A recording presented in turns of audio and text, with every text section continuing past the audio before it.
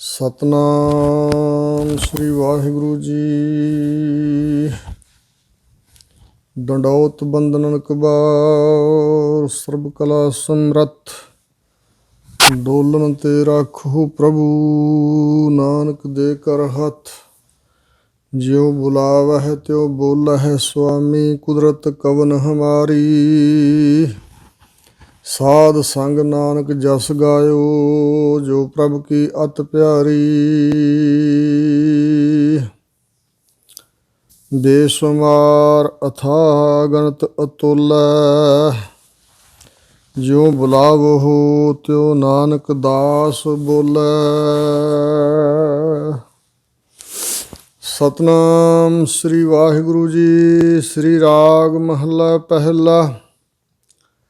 ਸਭ ਰਸ ਮਿੱਠੇ ਮੰਨਿਐ, ਸੁਣਿਐ ਸਾਲੂਣੇ। ਖਟ ਤੁਰਸੀ ਮੁਖ ਬੋਲਣਾ, ਮਾਰਨ ਨਾਦ ਕੀਏ। ਸਭ ਰਸ ਮਿੱਠੇ ਮੰਨਿਐ, ਸੁਣਿਐ ਸਾਲੂਣੇ। ਵਾਹਿਗੁਰੂ ਜੀ ਕਾ ਖਾਲਸਾ, ਵਾਹਿਗੁਰੂ ਜੀ ਕੀ ਫਤਿਹ। ਗਰੀਬ ਨਵਾਜ ਪਤਿਤ ਪਾਵਨ ਭਗਤ ਵਛਲ, ਕਿਰਪਾ ਦੇ ਖਜ਼ਾਨੇ ਸਤਿਗੁਰੂ। ਦਸਾਂ ਪਾਤਸ਼ਾਹੀਆਂ ਦੇ ਹਿਰਦਾ ਸਰੂਪ, ਜੁਗੋ ਜੁਗ ਅਟਲ ਧੰਨ ਗੁਰੂ ਗ੍ਰੰਥ ਸਾਹਿਬ ਜੀ ਦੀ ਸਾਜੀ ਨਵਾਜੀ ਪਰਮ ਸਨਮਾਨਯੋਗ ਸਾਧ ਸੰਗਤ ਜੀ। ਸਤਿਗੁਰਾਂ ਦੀ ਪਾਵਨ ਪਵਿੱਤਰ ਧੁਰ ਕੀ ਬਾਣੀ ਦੀ ਵਿਚਾਰ ਨੂੰ ਅੱਗੇ ਤੋਰਦਿਆਂ ਹੋਇਆਂ ਸਤਿਗੁਰਾਂ ਦੇ ਮੁਬਾਰਕ ਬਚਨਾਂ ਨੂੰ ਵਿਚਾਰੀਏ। ਸ੍ਰੀ ਰਾਗ ਦੇ 6 ਸ਼ਬਦ ਜੋ ਸਤਿਗੁਰੂ ਨਾਨਕ ਦੇਵ ਜੀ ਦੇ ਮੁਖਾਰਬਿੰਦ ਤੋਂ ਉਚਾਰਨ ਹੋਏ ਹਨ, ਉਹਨਾਂ ਦੀ ਪਹਿਲਾਂ ਵਿਚਾਰ ਹੋ ਚੁੱਕੀ ਹੈ। ਇਸ ਤੋਂ ਅੱਗੇ ਵਿਚਾਰ ਗੁਰੂ ਕਿਰਪਾ ਸਦਕਾ ਇਸ ਪ੍ਰਕਾਰ ਹੈ। ਪਹਿਲੇ ਪਾਤਸ਼ਾਹ ਸਿੱਖ ਧਰਮ ਦੇ ਬਾਨੀ ਸਤਿਗੁਰੂ ਜੀ ਸ੍ਰੀ ਰਾਗ ਵਿੱਚ ਸ਼ਬਦ ਉਚਾਰਨ ਕਰਦੇ ਹਨ। ਸਭ ਰਸ ਮਿੱਠੇ ਮੰਨਿਐ, ਸੁਣਿਐ ਸਾਲੂਣੇ। ਬਾਹਰੀ ਤੌਰ 'ਤੇ ਮਨੁੱਖੀ ਸਰੀਰ ਦੀ ਪਰਵਰਿਸ਼ ਵਾਸਤੇ ਪਰਮਾਤਮਾ ਨੇ ਬੇਅੰਤ ਪਦਾਰਥ ਪ੍ਰਗਟ ਕੀਤੇ ਹਨ। ਧਰਤੀ ਵਿੱਚੋਂ ਬਹੁਤ ਕੁਛ ਜੀਆਂ ਨੂੰ ਮਿਲਦਾ, ਔਰ ਉਹ ਖਾਣ ਪੀਣ ਵਾਲੇ ਪਦਾਰਥਾਂ ਵਿੱਚ ਸਵਾਦ ਵੱਖਰਾ ਵੱਖਰਾ ਹੈ। ਆਮ ਤੌਰ 'ਤੇ 6 ਰਸ ਮੰਨੇ ਨੇ: ਖੱਟਾ, ਮਿੱਠਾ, ਚਟਪਟਾ, ਕੌੜਾ, ਕਸੈਲਾ ਅਤੇ ਸਲੂਣਾ। ਔਰ 36 ਪ੍ਰਕਾਰ ਦੇ ਭੋਜਨ ਮੰਨੇ ਨੇ। ਇੱਕ ਇੱਕ ਰਸ ਦੇ 6 ਪਦਾਰਥ ਬਣਦੇ ਨੇ, ਪਰ ਹੁਣ ਤਾਂ ਉਦੋਂ ਵੀ ਜ਼ਿਆਦਾ ਲੋਕ ਬਣਾ ਲੈਂਦੇ ਨੇ। ਨਾਮ ਵੱਖਰੇ ਵੱਖਰੇ ਦੇ ਦਿੰਦੇ ਨੇ, ਰਸ ਉਹੀ ਰਹਿਣਗੇ। ਤਕਰੀਬਨ ਇਹ ਖੱਟਾ, ਮਿੱਠਾ, ਚਟਪਟਾ, ਕੌੜਾ, ਕਸੈਲਾ ਅਤੇ ਸਲੂਣਾ, ਇਹ 6 ਹੀ ਮੁੱਖ ਰਸ ਨੇ। ਔਰ ਪ੍ਰਮਾਤਮਾ ਨੇ ਇਸ ਵਾਸਤੇ ਰਸ ਪਾਏ ਨੇ ਕਿ ਜੀਵ ਵੱਖਰੇ ਵੱਖਰੇ ਭੋਜਨ ਖਾਵੇ, ਕਿਉਂਕਿ ਵੱਖਰੇ ਵੱਖਰੇ ਪਦਾਰਥਾਂ ਵਿੱਚ ਵੱਖਰੇ ਵੱਖਰੇ ਤੱਤ ਨੇ ਜੋ ਮਨੁੱਖਾ ਸਰੀਰ ਵਾਸਤੇ ਲੋੜੀਂਦੇ ਵੀ ਹਨ। ਅਤੇ ਰਸ ਪ੍ਰਮਾਤਮਾ ਨੇ ਪਾਏ ਨੇ ਕਿਉਂਕਿ ਇਹ ਹਮੇਸ਼ਾ ਹੀ ਮਨੁੱਖ ਤਬਦੀਲੀ ਚਾਹੁੰਦਾ। ਇੱਕ ਤਰ੍ਹਾਂ ਦੀ ਚੀਜ਼ ਸਦਾ ਖਾ ਕੇ ਖੁਸ਼ ਨਹੀਂ ਹੁੰਦਾ। ਯਾਨੀ ਕਿ ਵਾਹਿਗੁਰੂ ਜੀ ਨੇ ਬੇਅੰਤ ਦਾਤਾਂ ਨਾਲ ਸਾਨੂੰ ਨਿਵਾਜਿਆ ਹੈ, ਪਰ ਇਹ ਜੀਵ, ਇਹ ਜਿਹੜੇ ਬਾਹਰੀ ਰਸ ਸਰੀਰ ਦੇ ਰਸ ਨੇ, ਇਹਨਾਂ ਤੋਂ ਵੀ ਪੂਰਾ ਸੰਤੁਸ਼ਟ ਨਹੀਂ ਹੁੰਦਾ। ਹੋਰ ਜਿਨ੍ਹਾਂ ਰਸਾਂ ਤੋਂ ਵਰਜਿਆ ਹੋਇਆ, ਜਿਵੇਂ ਸ਼ਰਾਬ ਆਦਿਕ ਨਸ਼ੇ, ਉਹਨਾਂ ਵਿੱਚ ਭੱਜ ਫਿਰ ਗੁਲਤਾਨ ਹੁੰਦਾ, ਔਰ ਜੋ ਕਿ ਮਤ ਨੂੰ ਵੀ ਖਰਾਬ ਕਰਦੇ ਨੇ। ਔਰ ਦੂਸਰਾ, ਇਹਨਾਂ ਸਾਰੇ ਰਸਾਂ ਵਿੱਚ ਖਚਤ ਹੋ ਕੇ ਵਾਹਿਗੁਰੂ ਨੂੰ ਭੁਲਾ ਦਿੱਤਾ। ਉਸ ਵਾਹਿਗੁਰੂ ਦੀਆਂ ਦਿੱਤੀਆਂ ਨਿਯਮਤਾਂ, ਉਸ ਦੀਆਂ ਦਿੱਤੀਆਂ ਇਹ ਦਾਤਾਂ ਨੂੰ ਤਾਂ ਇਸ ਨੇ ਜਫਾ ਮਾਰ ਲਿਆ ਹੈ, ਪਰ ਵਾਹਿਗੁਰੂ ਦੇ ਪ੍ਰੇਮ ਨੂੰ, ਵਾਹਿਗੁਰੂ ਦੇ ਨਾਮ ਨੂੰ, ਵਾਹਿਗੁਰੂ ਦੀ ਯਾਦ ਨੂੰ ਆਪਣੇ ਹਿਰਦੇ ਵਿੱਚੋਂ ਇਸ ਨੇ ਵਿਸਾਰਿਆ ਹੋਇਆ। ਸਤਿਗੁਰੂ ਮਹਾਰਾਜ ਸਾਨੂੰ ਇਸ ਸ਼ਬਦ ਰਾਹੀਂ ਸਿੱਖਿਆ ਦੇ ਰਹੇ ਨੇ ਵੀ ਜਿੱਥੇ ਹੇ ਪ੍ਰਾਣਾਧਾਰੀ ਜੀਵ, ਹੇ ਮਨੁੱਖ, ਰੱਬ ਦੇ ਦਿੱਤੇ ਪਦਾਰਥਾਂ ਨੂੰ ਤੂੰ ਭੋਗਦਾ ਹੈ, ਉਸ ਪਰਮਾਤਮਾ ਨਾਲ ਵੀ ਜੁੜ। ਅੰਤਰੀਵ ਤੌਰ 'ਤੇ ਵਾਹਿਗੁਰੂ ਜੀ ਦੇ ਨਾਮ ਦਾ ਰਸ ਆਨੰਦ ਪ੍ਰਾਪਤ ਕਰਨਾ ਇਹ ਮਨੁੱਖਾਦੇਹੀ ਦਾ ਮੁੱਖ ਪ੍ਰਯੋਜਨ ਸੀ ਜੋ ਕਿ ਇਸ ਜੀਵ ਨੇ ਛੱਡਿਆ ਹੋਇਆ। ਸਤਿਗੁਰੂ ਜੀ ਬਚਨ ਫਰਮਾਉਂਦੇ ਨੇ, ਸਭ ਰਸ ਮਿੱਠੇ ਮੰਨਿਆ। ਵਾਹਿਗੁਰੂ ਦੇ ਨਾਮ ਨੂੰ ਜੇ ਮਨ ਮੰਨ ਲੈ, ਜਿਸ ਮਨ ਨੇ ਪ੍ਰਮਾਤਮਾ ਦੇ ਨਾਮ ਨੂੰ ਮੰਨ ਲਿਆ ਉਹ ਪਤੀਜ ਗਿਆ ਨਾਮ ਵਿੱਚ, ਉਹ ਨਾਮ ਵਿੱਚ ਜੁੜ ਗਿਆ ਹੈ। ਜਿਹੜਾ ਅਸੀਂ ਕਹਿੰਦੇ ਹਾਂ ਨਾ ਵੀ ਨਾਮ ਨੂੰ ਅਸੀਂ ਮੰਨਦੇ ਹਾਂ, ਨਹੀਂ, ਨਾ ਭਾਵਨਾ ਨਾਲ ਸੁਣਿਆ ਹੀ ਹੈ, ਮਨ ਦੀ ਇਕਾਗਰਤਾ ਨਾਲ ਸੁਰਤ ਜੋੜ ਕੇ ਧਿਆਨ ਦੁਆਰਾ ਜਿੰਨੀ ਸ਼ਿੱਦਤ ਨਾਲ ਹੋਰ ਗੱਲਾਂ ਅਸੀਂ ਸੁਣਦੇ ਹਾਂ, ਜਿੰਨੀ ਸ਼ਿੱਦਤ ਨਾਲ ਹੋਰ ਲੇਖੇ ਜੋਖੇ ਸਕੂਲਾਂ ਕਾਲਜਾਂ ਦੀਆਂ ਪੜ੍ਹਾਈਆਂ ਪੜ੍ਹਦੇ ਹਾਂ, ਅਤੇ ਜਿੰਨੀ ਸ਼ਿੱਦਤ ਨਾਲ ਹੋਰ ਦੁਨਿਆਵੀ ਗੱਲਾਂ ਬਾਤਾਂ ਸੁਣਦੇ ਹਾਂ, ਉਨੀ ਸ਼ਿੱਦਤ ਨਾਲ, ਪ੍ਰੇਮ ਨਾਲ, ਮਨ ਦੀ ਇਕਾਗਰਤਾ ਨਾਲ ਵਾਹਿਗੁਰੂ ਜੀ ਦਾ ਨਾਮ ਨਾ ਤਾਂ ਅਸੀਂ ਸੁਣਦੇ ਹਾਂ, ਨਾ ਮਨ ਹੀ ਪਤੀਜਦਾ ਹੈ। ਮਾਨਸਿਕ ਤੌਰ 'ਤੇ ਅਸੀਂ ਨਹੀਂ ਮੰਨਿਆ ਵਾਹਿਗੁਰੂ ਦੇ ਨਾਮ ਨੂੰ।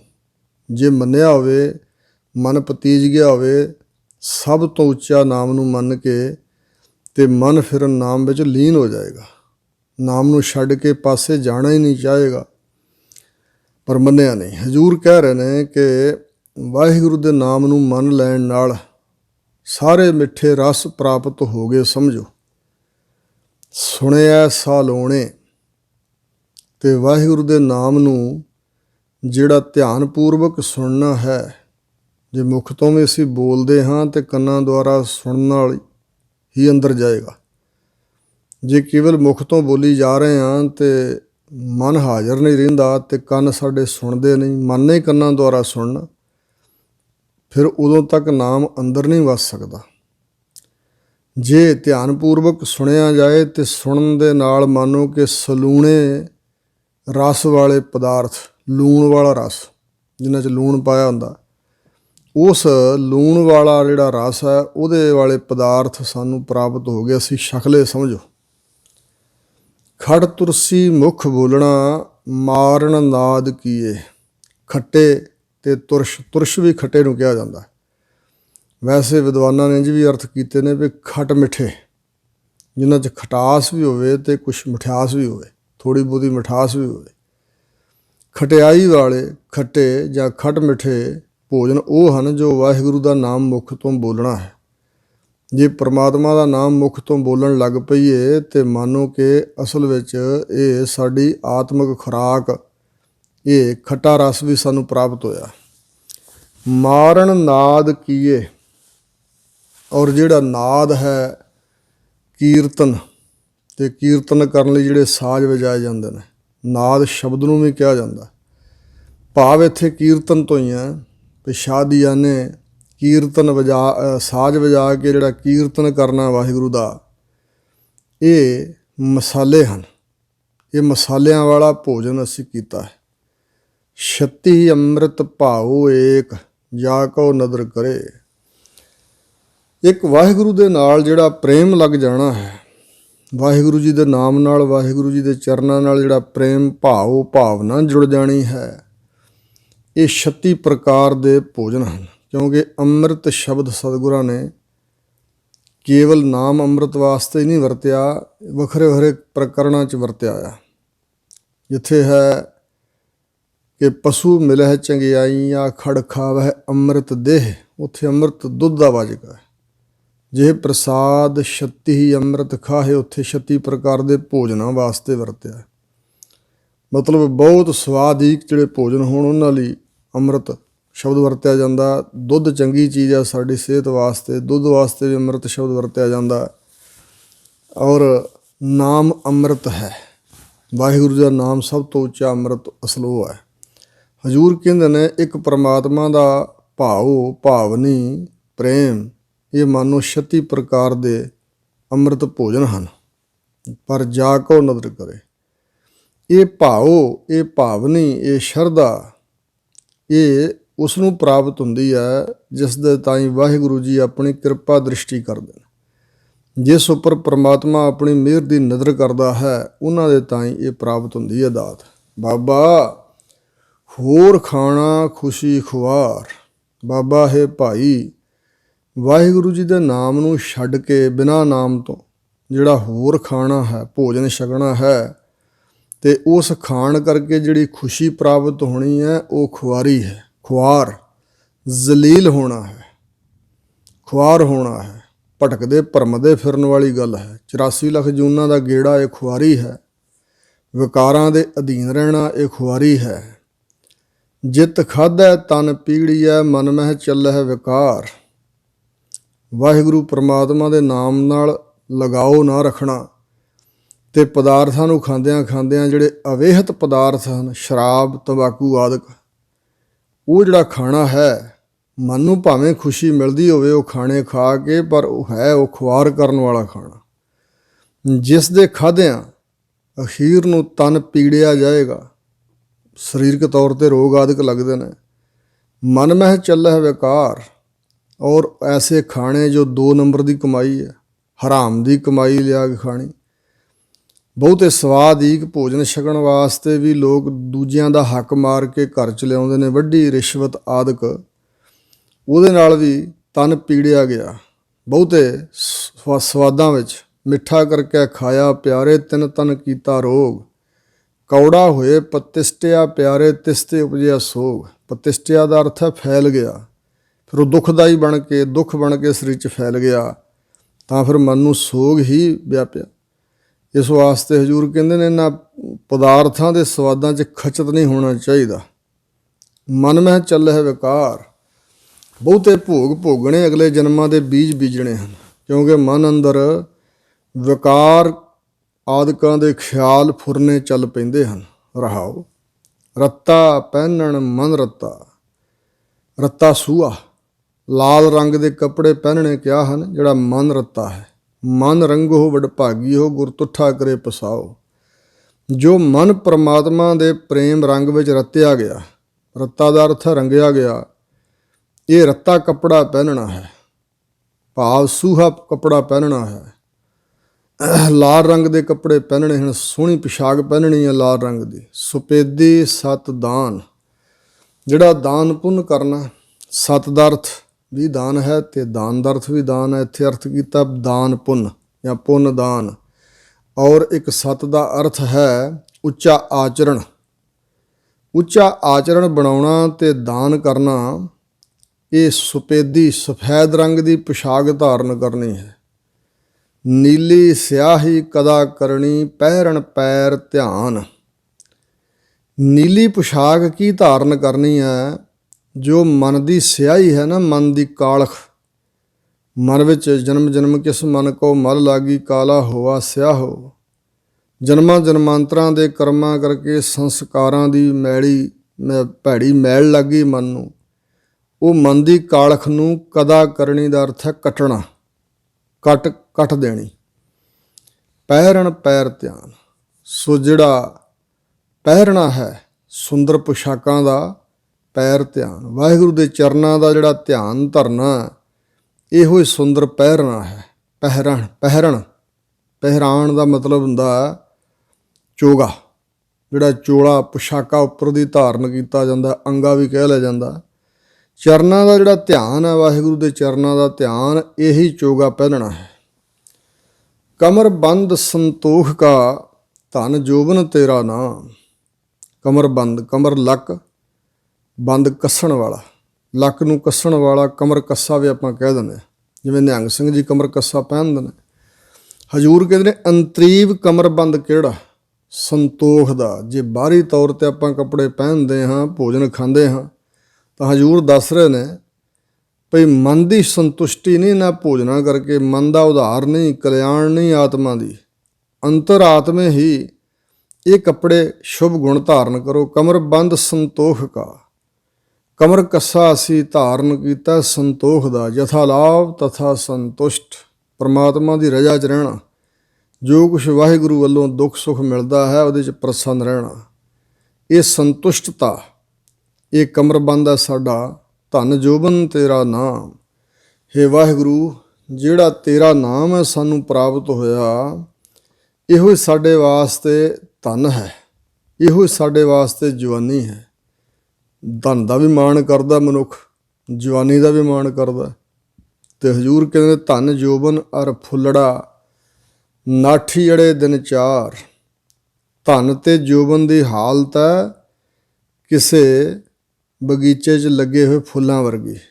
ਫੁੱਲ ਵੀ ਝੜ ਜਾਂਦੇ ਨੇ, ਛੇਤੀ ਮੁਰਝਾ ਜਾਂਦੇ ਨੇ, ਤੇ ਧਨ ਤੇ ਜਵਾਨੀ ਵੀ ਸਦਾ ਸਾਥ ਨਹੀਂ ਨਿਭਣ ਵਾਲੇ। ਪੱਬਣ ਕੇਰੇ ਪੱਤ ਜਿਉਂ ਢਲ ਢੁੱਲ ਜੁੰਮਣ ਹਾਰ। ਚੁਪੱਤੀ ਹੁੰਦੀ ਹੈ ਇੱਕ ਪਾਣੀ ਚੁਗਦੀ ਬੂਟੀ, 4-4 ਪੱਤਿਆਂ ਦੀ ਟਾਹਣੀ ਹੁੰਦੀ ਇਹਦੀ ਇੱਕ, ਉਹ ਵੀ ਛੇਤੀ ਢੁਲਕ ਪੈਂਦੀ ਹੈ। ਢਲ ਢੁੱਲ ਜੁੰਮਣ ਹਾਰ, ਨਾਸਵੰਤਾ ਵਾਲੇ ਪਾਸੇ, ਖਤਮ ਹੋਣ ਵਾਲੇ ਪਾਸੇ ਛੇਤੀ ਚਲੀ ਜਾਂਦੀ ਹੈ। ਇਸ ਪ੍ਰਕਾਰ ਇਹ ਸਾਡੇ ਲਈ ਤੇਰਾ ਨਾਮ ਹੀ ਧਨ ਤੇ ਜੋਬਨ ਹੈ।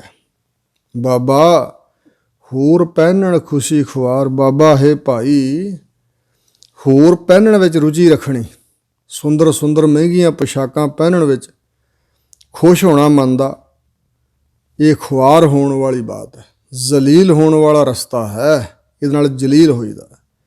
ਜਿੱਤ ਪੈਦਾ ਤਨ ਪੀੜੀ ਹੈ, ਮਨ ਵਹਿ ਚੱਲੈ ਵਿਕਾਰ। ਜਿਨ੍ਹਾਂ ਦੇ ਪਹਿਨਣ ਨਾਲ ਸਰੀਰ ਵੀ ਰੋਗੀ ਹੁੰਦਾ ਹੈ, ਤਨ ਪੀੜਿਆ ਜਾਂਦਾ, ਮਨ ਵਿੱਚ ਵਿਕਾਰਾਂ ਦੇ ਫੁਰਨੇ ਚੱਲ ਪੈਂਦੇ, ਖਿਆਲ ਚੱਲ ਪੈਂਦੇ ਹਨ।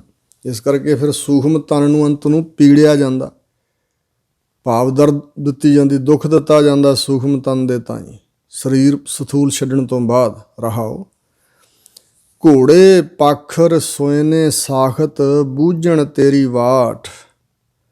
ਮਨੁੱਖ ਬਾਹਰੀ ਤੌਰ 'ਤੇ ਅਸਵਾਰੀਆਂ ਬੜੀਆਂ ਸੋਹਣੀਆਂ ਸੋਹਣੀਆਂ ਚਾਹੁੰਦਾ, ਭਈ ਬੜੀਆਂ ਸੁੰਦਰ ਕਾਠੀਆਂ ਵਾਲੇ ਘੋੜੇ ਹੋਣ, ਸੋਨੇ ਦੀਆਂ ਕਾਠੀਆਂ ਹੋਣ, ਜਾਂ ਦੁਮਚੀ ਜਿਹੜੀ ਆ ਨਾ, ਕਾਠੀ ਦੇ ਨਾਲ ਦੁਮਚੀ ਹੁੰਦੀ, ਘੋੜੇ ਦੀ ਦੁੰਬ ਨੂੰ ਪਾਉਣ ਵਾਲੀ ਦੁਮਚੀ, ਉਹ ਸੋਨੇ ਦੀ ਹੋਵੇ। ਤਾਂ ਹਜ਼ੂਰ ਕਹਿੰਦੇ ਨੇ ਤੇਰੀ ਜਿਹੜੀ ਵਾਟ ਆ ਨਾ, ਪ੍ਰਾਪਤੀ ਦਾ ਰਸਤਾ, ਬੁੱਝਣਾ ਸਮਝ ਲੈਣਾ। ਬੁੱਝਣ ਦੇ 2 ਅਰਥ ਆਏ ਨੇ ਬਾਣੀ 'ਚ। ਇੱਕ ਪੁੱਛਣਾ, ਸਤਿਗੁਰੂ ਜੀ ਨੂੰ ਪੁੱਛ ਲੈਣਾ ਤੇਰੀ ਪ੍ਰਾਪਤੀ ਦੀ ਵਾਟ ਬਰਸਤਾ, ਔਰ ਬੁੱਝ ਲੈਣਾ ਸਤਿਗੁਰਾਂ ਦੁਆਰਾ ਤੇਰੀ ਪ੍ਰਾਪਤੀ ਦਾ ਰਸਤਾ। ਇਹੋ ਹੀ ਸਾਡੇ ਵਾਸਤੇ ਮਹਾਰਾਜ ਜੀ ਸੋਨੇ ਦੀਆਂ ਦੁਮਚੀਆਂ ਵਾਲੇ ਤੇ ਕਾਠੀਆਂ ਸੁੰਦਰ ਵਾਲੇ ਜਿਹੜੇ ਘੋੜੇ ਹਨ, ਉਹ ਸਵਾਰੀ ਹੈ। ਸੋਨੇ ਦੀਆਂ ਦੁਮਚੀਆਂ ਤੇ ਸੋਨੇ ਦੀਆਂ ਕਾਠੀਆਂ ਵਾਲੇ ਘੋੜਿਆਂ ਦੀ ਸਵਾਰੀ ਹੈ, ਜੋ ਤੇਰੀ ਪ੍ਰਾਪਤੀ ਦੇ ਮਾਰਗ ਨੂੰ ਬੁੱਝ ਲੈਣਾ ਸਮਝ ਲੈਣਾ ਸਤਿਗੁਰਾਂ ਦੁਆਰਾ। ਤਰਕਸ ਤੀਰ ਕਮਾਨ ਸਾਂਗ, ਤੇਗ ਬੰਦ ਗੁਣ ਧਾਤ। ਫਿਰ ਲੋਕ ਲਸ਼ਕਰ ਫੌਜਾਂ ਰੱਖਦੇ ਨੇ, ਸ਼ਸਤਰ ਬੜੇ ਹੋਣ ਕੋਲ ਤਾਂ ਬੜਾ ਮਾਣ ਕਰਦੇ ਨੇ ਵੀ ਸਾਡੇ ਕੋਲ ਹਥਿਆਰ ਫੌਜਾਂ ਹਨ। ਸਤਿਗੁਰੂ ਮਹਾਰਾਜ ਕਹਿੰਦੇ ਨੇ ਤੇਰੀ ਪ੍ਰਾਪਤੀ ਵਾਲੇ ਜਿਹੜੇ ਗੁਣ ਹਨ, ਉਹਨਾਂ ਗੁਣਾਂ ਵੱਲ ਜਿਹੜਾ ਧਾਤ ਦੌੜ ਭੱਜ ਕਰਨੀ, ਯਤਨ ਕਰਨਾ ਕਿ ਸਾਡੇ ਅੰਦਰ ਸ਼ੁਭ ਗੁਣ ਆ ਜਾਣ। ਜਿਵੇਂ ਕਬੀਰ ਜੀ ਨੇ ਕਿਹਾ, ਕਬੀਰ ਰਸ ਕੋ ਗਾਂਡੋ ਚੂਸੀ ਹੈ, ਗੁਣ ਕੋ ਮਰੀਆ ਰੋਏ। ਅਵਗਣੀ ਯਾਰੇ ਮਾਨਸ ਹੈ, ਭਲੋ ਨਾ ਕਹੇ ਹੈ ਕੋਏ। ਗੁਣਾਂ ਦੀ ਪ੍ਰਾਪਤੀ ਵਾਸਤੇ ਤਾਂ ਕਹਿੰਦੇ ਦੌੜ ਭੱਜ ਕਰਨੀ ਚਾਹੀਦੀ ਆ, ਰੋ ਰੋ ਕੇ ਝੂਰ ਝੂਰ ਮਰਨਾ ਚਾਹੀਦਾ ਵੀ ਸਾਨੂੰ ਗੁਣ ਕਿਉਂ ਨਹੀਂ ਪ੍ਰਾਪਤ ਹੋ ਰਹੇ, ਜਿੰਨਾ ਗੁਣਾਂ ਕਰਕੇ ਵਾਹਿਗੁਰੂ ਮਿਲਦਾ ਹੈ। ਇਹ ਗੁਣਾਂ ਵੱਲ ਜਿਹੜਾ ਧਾਤ ਦੌੜ ਭੱਜ ਕਰਨੀ ਆ, ਉਹੋ ਹੀ ਸਾਡੇ ਵਾਸਤੇ ਤਰਕਸ਼ ਤੀਰਾਂ ਵਾਲੇ ਪੱਥੇ ਹਨ। ਤੀਰ ਹਨ ਸਾਡੇ ਵਾਸਤੇ ਉਹੀ ਕਮਾਨ, ਜਿਸ ਕਮਾਨ 'ਤੇ ਰੱਖ ਕੇ, ਧਨਸ਼ 'ਤੇ ਰੱਖ ਕੇ ਤੀਰ ਚਲਾਇਆ ਜਾਂਦਾ। ਸਾਂਗ ਬਰਸ਼ੀ ਤੇ ਤੇਗ ਬੰਦ, ਤੇਗ ਤਲਵਾਰ ਦਾ ਗਾਤਰਾ, ਤੇਗ ਬੰਦ ਨੂੰ ਕਹਿੰਦੇ ਨੇ। ਤੇਗ ਵੀ ਤੇ ਤੇਗ ਬੰਦ ਗਾਤਰਾ, ਤੇਗ ਜਿਹਦੇ ਨਾਲ ਬੱਧੀ ਹੁੰਦੀ, ਸਾਂਭੀ ਹੁੰਦੀ ਆ। ਇਹ ਸਭ ਕੁਛ ਉਹ ਹੈ ਕਿ ਤੇਰੇ ਗੁਣਾਂ ਦੀ ਪ੍ਰਾਪਤੀ ਵਾਸਤੇ ਦੌੜ ਭੱਜ ਕਰਨੀ।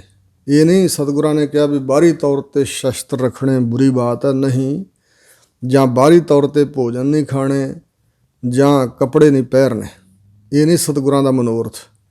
ਹਾਂ, ਸਾਦਾ ਭੋਜਨ ਜਿਹੜਾ ਤੰਦਰੁਸਤੀ ਵਾਲਾ ਭੋਜਨ ਹੈ, ਜੋ ਨੁਕਸਾਨ ਨਹੀਂ ਕਰਦਾ, ਸ਼ਰਾਬ ਕਬਾਬ ਨਹੀਂ, ਸਾਦਾ ਸਿੰਪਲ ਭੋਜਨ, ਸਾਦਾ ਲਿਬਾਸ, ਔਰ ਇਸ ਤਰ੍ਹਾਂ ਸ਼ਸਤਰ ਰੱਖਣੇ ਜ਼ੁਲਮ ਨੂੰ ਰੋਕਣ ਵਾਸਤੇ। ਇਹ ਬਾਹਰੀ ਤੌਰ 'ਤੇ ਸਤਿਗੁਰਾਂ ਨੇ ਸਾਨੂੰ ਸਭ ਕੁਝ ਬਖਸ਼ਿਆ ਹੈ। ਕੱਪੜਿਆਂ ਤੋਂ ਨੰਗੇ ਰਹਿਣ ਦਾ ਉਪਦੇਸ਼ ਨਹੀਂ ਦਿੱਤਾ। ਬਸਤਰ ਉਤਾਰ ਦਿਗੰਬਰ ਹੋ, ਜਟਾ ਧਾਰ ਕਿਆ ਕਮਾਵੈ ਜੋਗ। ਬਸਤਰ ਉਤਾਰ ਦਿਗੰਬਰ ਹੋ, ਜੇ ਬਸਤਰ ਉਤਾਰ ਕੇ ਨਾਂਗਾ ਬਣ ਗਿਆ ਤੇ ਜਟਾ ਧਾਰ ਲਈਆਂ ਕੇਸਾਂ ਨੂੰ ਵਧਾਉਣ ਵਾਸਤੇ, ਬੋੜ ਆਦਿਕ ਦਾ ਦੁੱਧ ਲਾ ਲਾ ਕੇ ਸਨੁਕੜਾ ਨਾਲ ਜੋੜ ਕੇ ਲੰਬੇ ਕੇਸ ਬਣਾ ਲਏ ਵੀ ਪੁਰਾਣਾ ਜੋਗੀ ਹੈ, ਇਸ ਤਰ੍ਹਾਂ ਨਹੀਂ ਕਰਨਾ। ਇਸ ਤਰ੍ਹਾਂ ਜੋਗ ਨਹੀਂ ਕਮਾਇਆ ਜਾਂਦਾ। ਗੁਰਸਿੱਖ ਜੋਗੀ ਜਾਗਦੇ, ਮਾਇਆ ਅੰਦਰ ਕਰਨ ਉਦਾਸੀ। ਔਰ ਸ਼ਸਤਰਧਾਰੀ ਹੋ ਕੇ ਜ਼ੁਲਮ ਦਾ ਅੱਗਾ ਰੋਕਣਾ। ਇਹ ਸਤਿਗੁਰੂ ਜੀ ਨੇ ਨਵੀਂ ਪਿਰਤ ਸੰਸਾਰ 'ਚ ਪਾਈ। ਪਹਿਲਾਂ ਜਿਹੜੇ ਸ਼ਸਤਰਧਾਰੀ ਲੋਕ ਸੀ ਉਹ ਸਨ ਰਾਜਨੀਤਿਕ, ਤੇ ਉਹਨਾਂ ਕੋਲ ਧਰਮ ਹੈ ਨਹੀਂ ਸੀ, ਬੰਦਗੀ ਨਹੀਂ ਸੀ। ਜਿਹੜੇ ਬੰਦਗੀ ਸਿਮਰਨ ਭਜਨ ਕਰਨ ਵਾਲੇ ਲੋਕ ਸੀ, ਭਗਤ ਲੋਕ, ਉਹ ਸ਼ਸਤਰਾਂ ਨੂੰ ਹੱਥ ਨਹੀਂ ਸੀ ਲਾਉਂਦੇ। ਜਿਸ ਗੰਗਾ ਵਿੱਚ ਅਸ਼ੋਕ ਰਾਜੇ ਨੇ ਸ਼ਸਤਰ ਸੁੱਟੇ ਸੀ, ਉੱਥੇ ਪਟਨੇ ਵਿਖੇ ਗੁਰੂ ਗੋਬਿੰਦ ਸਿੰਘ ਮਹਾਰਾਜ ਨੇ ਅਵਤਾਰ ਧਾਰ ਕੇ ਬਚਪਨ ਤੋਂ ਹੀ ਸ਼ਸਤਰ ਚੱਕੇ ਤੇ ਸ਼ਸਤਰਾਂ ਦਾ ਅਭਿਆਸ ਸਿੱਖਾਂ ਤੋਂ ਕਰਾਇਆ। ਔਰ ਭਾਰਤ ਵਰਸ਼ ਜਿਹੜਾ ਗੁਲਾਮਾਂ ਦਾ ਗੁਲਾਮ ਬਣ ਚੁੱਕਾ ਸੀ ਕਈ ਸਦੀਆਂ ਤੋਂ, ਉਸ ਭਾਰਤ ਦੀ ਗੁਲਾਮੀ ਪੱਟ ਕੇ ਖਾਰੇ ਸਮੁੰਦਰ ਵਿੱਚ ਸੁੱਟੀ। ਦਰਾ ਖੈਬਰ ਵਰਗੇ ਜਰਵਾਣਿਆਂ ਦੇ ਰਾਹ ਰੋਕ ਦਿੱਤੇ ਗੁਰੂ ਕੇ ਖਾਲਸੇ ਨੇ। ਇਸ ਪ੍ਰਕਾਰ ਬਾਹਰੀ ਤੌਰ 'ਤੇ ਵੀ ਸ਼ਸਤਰਧਾਰੀ ਤੇ ਅੰਤਰੀਵ ਸ਼ਸਤਰ ਧਾਰਨ ਦਾ ਉਪਦੇਸ਼ ਸਤਿਗੁਰੂ ਕਹਿ ਰਹੇ ਨੇ। ਗੁਣਾਂ ਦੀ ਪ੍ਰਾਪਤੀ ਵਾਸਤੇ ਦੌੜ ਭੱਜ ਕਰਨੀ, ਇਹ ਸਾਡੇ ਸ਼ਸਤਰ ਹਨ। ਬਾਜਾ ਨੇਜਾ ਪਤ ਸਿਉ ਪ੍ਰਗਟ, ਜਿਹੜੇ ਵਾਜੇ ਵੱਜਣੇ ਹਨ, ਬਾਹਰੀ ਤੌਰ 'ਤੇ ਰਾਜਿਆਂ ਮਹਾਰਾਜਿਆਂ ਦੇ ਵਾਜੇ ਵੱਜਦੇ ਨੇ, ਤੇ ਨੇਜਾ ਭਾਲੇ, ਨੇਜੇ ਸ਼ਸਤਰ ਪਕੜ ਕੇ ਦਰਵਾਜ਼ਿਆਂ 'ਤੇ ਖੜ੍ਹੇ ਹੁੰਦੇ ਨੇ। ਸੋ ਇਸ ਪ੍ਰਕਾਰ ਜਿਵੇਂ ਹਜ਼ੂਰ ਨੇ ਬਚਨ ਕੀਤਾ, ਲੱਖ ਲਸ਼ਕਰ ਲੱਖ ਵਾਜੇ ਨੇਜੇ, ਲੱਖ ਉੱਠ ਕਰ ਹੈ ਸਲਾਮ। ਸੋ ਇਉਂ ਵਾਜਾ ਤੇ ਨੇਜਾ ਕਿਆ ਹੈ ਸਾਡਾ? ਪਤ ਸਿਉ ਪ੍ਰਗਟ, ਜਿਹੜੀ ਅਸਲੀ ਪਤ ਹੈ, ਪਰਮਾਤਮਾ ਦੇ ਦਰ 'ਤੇ ਜਿਹੜੀ ਪਤ ਲੈ ਕੇ ਜਾਣਾ। ਸੋ ਸੁਰਖਰੂ ਹੋਣਾ ਵਾਹਿਗੁਰੂ ਦੇ ਦਰ 'ਤੇ, ਇਹ ਪ੍ਰਗਟ ਤੌਰ 'ਤੇ ਜਿਹੜੀ ਪਤ ਹੈ, ਇਹ ਵਾਜਾ ਨੇਜਾ ਸਾਡਾ। ਕਰਮ ਤੇਰਾ ਮੇਰੀ ਯਾਦ, ਔਰ ਤੇਰੀ ਦਰ ਤੋਂ ਬਖਸ਼ਿਸ਼ ਹੋ ਜਾਣੀ। ਇਹ ਵਾਹਿਗੁਰੂ ਤੇਰੀ ਖਾਸ ਬਖਸ਼ਿਸ਼ ਜਿਹੜੀ ਹੈ, ਨਾਮ ਦੀ, ਤੇਰੇ ਚਰਨਾਂ ਨਾਲ ਜੁੜਨ ਦੀ, ਤੇਰੇ ਪ੍ਰੇਮ ਦੀ, ਤੇਰਾ ਗਿਆਨ, ਤੇਰੇ ਵੱਲੋਂ ਜਿਹੜੀ ਨਾਨਕ ਸਾਗ ਕਰਮਾਤ ਸਾਹਿਬ ਤੁਠੈ ਜੋ ਮਿਲੈ, ਸਾਹਿਬ ਦੇ ਆਪ ਤੁਠਣ ਪ੍ਰਸੰਨ ਹੋਣ ਨਾਲ ਜੋ ਮਿਲੇ ਉਹ ਬਖਸ਼ਿਸ਼ ਹੈ। ਤੇਰਾ ਜਿਹੜਾ ਕਰਮ ਹੈ, ਤੇਰੀ ਜੋ ਬਖਸ਼ਿਸ਼ ਹੈ, ਇਹੀ ਮੇਰੀ ਉੱਚੀ ਜਾਤ ਹੈ, ਇਹੀ ਮੇਰੀ ਉੱਚੀ ਕੁਲ ਹੈ। ਬਾਬਾ ਹੋਰ ਚੜ੍ਹਨਾ ਖੁਸ਼ੀ ਖੁਆਰ, ਬਾਬਾ ਹੈ ਭਾਈ ਹੋਰਨਾਂ ਅਸਵਾਰੀਆਂ 'ਤੇ ਚੜ੍ਹਨਾ ਤੇ ਉਹਨਾਂ ਦੇ ਚੜ੍ਹਨ ਦੀ ਖੁਸ਼ੀ ਮਨਾਉਣੀ। ਖੁਆਰ, ਹੋਰਨਾਂ ਸਵਾਰੀਆਂ 'ਤੇ ਚੜ੍ਹਨ ਦੀ ਖੁਸ਼ੀ। ਖੁਆਰ ਜ਼ਿਲਤ, ਖੁਆਰੀ ਵਿਗੂਚਾ ਹੈ। ਜਿਤ ਚੜ੍ਹਿਆ ਤਨ ਪੀੜੀਐ, ਮਨ ਮਹਿ ਚੱਲੈ ਵਿਕਾਰ। ਜਿਨ੍ਹਾਂ ਸਵਾਰੀਆਂ 'ਤੇ ਚੜ੍ਹਨ ਦੇ ਨਾਲ ਤਨ ਪੀੜਿਆ ਜਾਂਦਾ, ਦੁਖੀ ਹੁੰਦਾ ਤੇ ਮਨ ਵਿੱਚ ਵਿਕਾਰ ਚੱਲ ਪੈਂਦੇ ਹਨ, ਵਿਕਾਰਾਂ ਦੇ ਖਿਆਲ ਚੱਲ ਪੈਂਦੇ ਹਨ, ਉਹ ਸਵਾਰੀਆਂ ਕਾਹਦੀਆਂ? ਜਿਹੜੀਆਂ ਸਵਾਰੀਆਂ 'ਤੇ ਚੜ੍ਹ ਕੇ ਹੰਕਾਰ ਪੈਦਾ ਹੁੰਦਾ, ਜਿਨ੍ਹਾਂ ਸਵਾਰੀਆਂ 'ਤੇ ਚੜ੍ਹ ਕੇ ਜ਼ੁਲਮ ਕਰਨ ਲੋਕ ਜਾਂਦੇ ਨੇ। ਰਹਾਓ ਅੱਗੇ ਸਤਿਗੁਰੂ ਬਚਨ ਕਰਦੇ ਨੇ, ਘਰ ਮੰਦਰ ਖੁਸ਼ੀ ਨਾਮ ਕੀ। ਹੇ ਵਾਹਿਗੁਰੂ, ਤੇਰਾ ਨਾਮ ਜਪਦਿਆਂ ਜਪਦਿਆਂ ਜੋ ਅੰਦਰ ਖੇੜਾ ਆਉਂਦਾ, ਜਿਹੜੀ ਅੰਦਰ ਖੁਸ਼ੀ ਪ੍ਰਗਟ ਹੁੰਦੀ ਆ, ਇਹੋ ਹੀ ਸਾਡੇ ਸੋਹਣੇ ਘਰ ਤੇ ਪੱਕੇ ਮੰਦਰ ਹਨ। ਘਰ ਆਮ ਸੁਧਾਰਨ ਹੁੰਦੇ ਨੇ, ਤੇ ਜਿਹੜੇ ਉੱਚੇ ਉੱਚੇ ਮਹੱਲ ਹੋਣ, ਚੂਨੇ ਗੱਛ, ਉਹਨੂੰ ਮੰਦਰ ਕਿਹਾ ਜਾਂਦਾ। ਇਹੋ ਹੀ ਸਾਡੇ ਘਰ ਤੇ ਮੰਦਰ ਹਨ ਸੱਚੇ ਪਾਤਸ਼ਾਹ, ਜੋ ਤੇਰਾ ਨਾਮ ਜਪਣ ਦੀ ਮਨ 'ਚ ਖੁਸ਼ੀ, ਚਾਓ ਤੇ ਖੇੜਾ ਹੈ। ਨਦਰ ਤੇਰੀ ਪਰਿਵਾਰ, ਤੇਰੀ ਜੋ ਮਿਹਰ ਦੀ ਨਜ਼ਰ ਹੈ, ਇਹੋ ਹੀ ਸਾਡਾ ਪਰਿਵਾਰ ਹੈ। ਪਰਿਵਾਰ ਦੀ ਵੀ ਇੱਛਾ ਬੜੀ, ਤੇ ਪਰਿਵਾਰ ਨਾਲ ਮੋਹ ਵੀ ਬੜਾ, ਤੇ ਪਰਿਵਾਰ ਦਾ ਮਾਣ ਵੀ ਮਨੁੱਖ ਕਰ ਲੈਂਦਾ। ਹੁਕਮ ਸੋਈ ਤੁਧ ਭਾਵ ਸੀ, ਹੋਰ ਆਖਣ ਬਹੁਤ ਅਪਾਰ। ਹੇ ਵਾਹਿਗੁਰੂ ਜੀ, ਜੋ ਤੁਹਾਨੂੰ ਭਾਉਂਦਾ ਹੈ ਉਹ ਸਾਨੂੰ ਚੰਗਾ ਲੱਗਣਾ, ਇਹੋ ਹੀ ਸਾਡਾ ਹੁਕਮ ਚੱਲਣਾ ਦੁਨੀਆ 'ਤੇ। ਹੁਕਮ ਸੋਈ, ਜਿਹੜਾ ਹੁਕਮ ਚਲਾਉਣਾ ਨਾ, ਲੋਕਾਂ ਦੇ ਅੰਦਰ ਇੱਛਾ ਹੁੰਦੀ ਵੀ ਮੈਂ ਹੁਕਮਰਾਨ ਬਣ ਕੇ ਹੁਕਮ ਚਲਾਵਾਂ, ਮੇਰੇ ਫਰਮਾਨ ਜਾਰੀ ਹੋਣ। ਹੁਕਮ ਸੋਈ ਤੁਧ ਭਾਵ ਸੀ, ਤੁਹਾਨੂੰ ਜਿਹੜਾ ਭਾ ਜਾਣਾ, ਚੰਗਾ ਲੱਗਣਾ ਹੈ, ਅਥਵਾ ਤੁਹਾਡੇ ਭਾਣੇ ਵਿੱਚ ਜੋ ਤੁਹਾਨੂੰ ਪਾਉਂਦਾ ਉਹ ਸਾਨੂੰ ਚੰਗਾ ਲੱਗਣਾ, ਇਹੋ ਹੀ ਹੁਕਮ ਚੱਲਣਾ ਹੈ। ਹੋਰ ਆਖਣ ਬਹੁਤ ਅਪਾਰ, ਹੋਰ ਤਾਂ ਬਹੁਤ ਬੇਅੰਤ ਬੇਅੰਤ ਆਖਿਆ ਜਾਂਦਾ, ਬੋਲਿਆ ਜਾਂਦਾ, ਵਿਅਰਥ। ਹੋਰ ਆਖਣਾ, ਬੇਅੰਤ ਬੋਲੀ ਜਾਣਾ, ਉਹ ਵਿਅਰਥ ਹੈ। ਹੋਰ ਆਖਣ ਬਹੁਤ ਅਪਾਰ। ਸੋ ਸੱਚੇ ਪਾਤਸ਼ਾਹ ਜੀ, ਹੋਰ ਤੇਰੇ ਬਾਰੇ ਜੋ ਆਖਣਾ ਹੈ ਕਿ ਤੂੰ ਬਹੁਤ ਵੱਡਾ ਹੈ, ਅਪਾਰ ਪਾਰਾਵਾਰ ਤੋਂ ਰਹਿਤ ਹੈ, ਇਹੋ ਹੀ ਹੁਕਮ ਚੱਲਣਾ ਹੈ। ਨਾਨਕ ਸੱਚਾ ਪਾਤਸ਼ਾਹ ਪੂਛ ਨਾ ਕਰੇ ਵਿਚਾਰ। ਸਤਿਗੁਰੂ ਨਾਨਕ ਦੇਵ ਮਹਾਰਾਜ ਕਹਿੰਦੇ ਨੇ ਕਿ ਸੱਚਾ ਪਾਤਸ਼ਾਹ ਹੈ ਵਾਹਿਗੁਰੂ। ਜਿਹੜੇ ਦੁਨਿਆਵੀ ਪਾਤਸ਼ਾਹ ਹਨ ਉਹ ਹੋਰਨਾਂ ਵਜ਼ੀਰਾਂ ਤੋਂ ਸਲਾਹਾਂ ਲੈ ਲੈ ਕੇ ਵਿਚਾਰਾਂ ਕਰਦੇ ਨੇ, ਪਰ ਵਾਹਿਗੁਰੂ ਸੱਚਾ ਪਾਤਸ਼ਾਹ ਹੈ। ਬੀਓ ਪੂਛ ਨਾ ਮਸਲਤ ਧਰੈ, ਜੋ ਕਿਛ ਕਰੈ ਸੋ ਆਪੇ ਕਰੈ। ਉਹ ਕਿਸੇ ਨੂੰ ਪੁੱਛ ਕੇ ਵਿਚਾਰ ਨਹੀਂ ਕਰਦਾ ਜੀਆਂ ਦੇ ਗੁਣਾਂ ਔਗੁਣਾਂ ਦੀ। ਸੋ ਜੋ ਉਹ ਵਾਹਿਗੁਰੂ ਹੈ, ਫਿਰ ਜੀਵਾਂ ਨੂੰ ਪੁੱਛ ਕੇ ਵਿਚਾਰ ਨਹੀਂ ਕਰਦਾ। ਜਦੋਂ ਬਖਸ਼ਿਸ਼ ਦੇ ਘਰ 'ਚ ਆਉਂਦਾ ਹੈ ਤਾਂ ਬਖਸ਼ਿਸ਼ ਕਰ ਦਿੰਦਾ। ਜੈਸਾ ਕੋਈ ਪਾਤਰ ਹੁੰਦਾ ਜੀਵ, ਉਹਦੇ 'ਤੇ ਬਖਸ਼ਿਸ਼ਾਂ ਕਰਦਾ। ਉਹ ਸੱਚਾ ਪਾਤਸ਼ਾਹ ਆਪਣੀ ਮੌਜ ਦਾ ਮਾਲਕ ਹੈ। ਉਹਨੇ ਕਿਸੇ ਤੋਂ ਸਲਾਹ ਲੈ ਕੇ ਪੁੱਛ ਕੇ ਵਿਚਾਰ ਨਹੀਂ ਕਰਨੇ। ਬਾਬਾ ਹੋਰ ਸੌਣਾ ਖੁਸ਼ੀ ਖੁਆਰ, ਬਾਬਾ ਹੈ ਭਾਈ ਹੋਰ ਜਿਹੜਾ ਸੌਣਾ ਵੀ ਹੈ ਵਿਕਾਰਾਂ ਦੀ ਨੀਂਦ ਵਿੱਚ, ਔਗੁਣਾਂ ਦੀ ਨੀਂਦ ਵਿੱਚ, ਔਰ ਆਸੁਰੀ ਸੰਪਦਾ ਦੀ ਜਿਹੜੀ ਲਗਾਓ ਹੈ ਆਸੁਰੀ ਸੰਪਦਾ ਦਾ, ਉਹਦੇ ਵਿੱਚ ਜਿਹੜਾ ਸੌਂ ਜਾਣਾ। ਕਿਉਂਕਿ ਆਸਾ ਵਿੱਚ ਸੁੱਤੇ ਕਈ ਸੰਸਾਰ ਦੀ ਆਸਾ ਵਿੱਚ ਸੌਂ ਜਾਣਾ, ਅਤੇ ਉੱਥੇ ਸੌਣ ਦੀ ਜਿਹੜੀ ਖੁਸ਼ੀ ਰੱਖਣੀ, ਸੁੰਦਰ ਛੇਜਾਂ ਮਖਮਲੀ ਛੇਜਾਂ ਪਲੰਘਿਆਂ 'ਤੇ ਸੌਣ ਦੀ, ਮੰਦਰਾਂ ਵਿੱਚ ਘਰਾਂ 'ਚ ਸੌਣ ਦੀ ਜਿਹੜੀ ਖੁਸ਼ੀ ਹੋਣੀ ਮਨ ਨੂੰ, ਉਹ ਸਭ ਖੁਆਰ ਹੋਣ ਵਾਲੀ ਬਾਤ ਹੈ।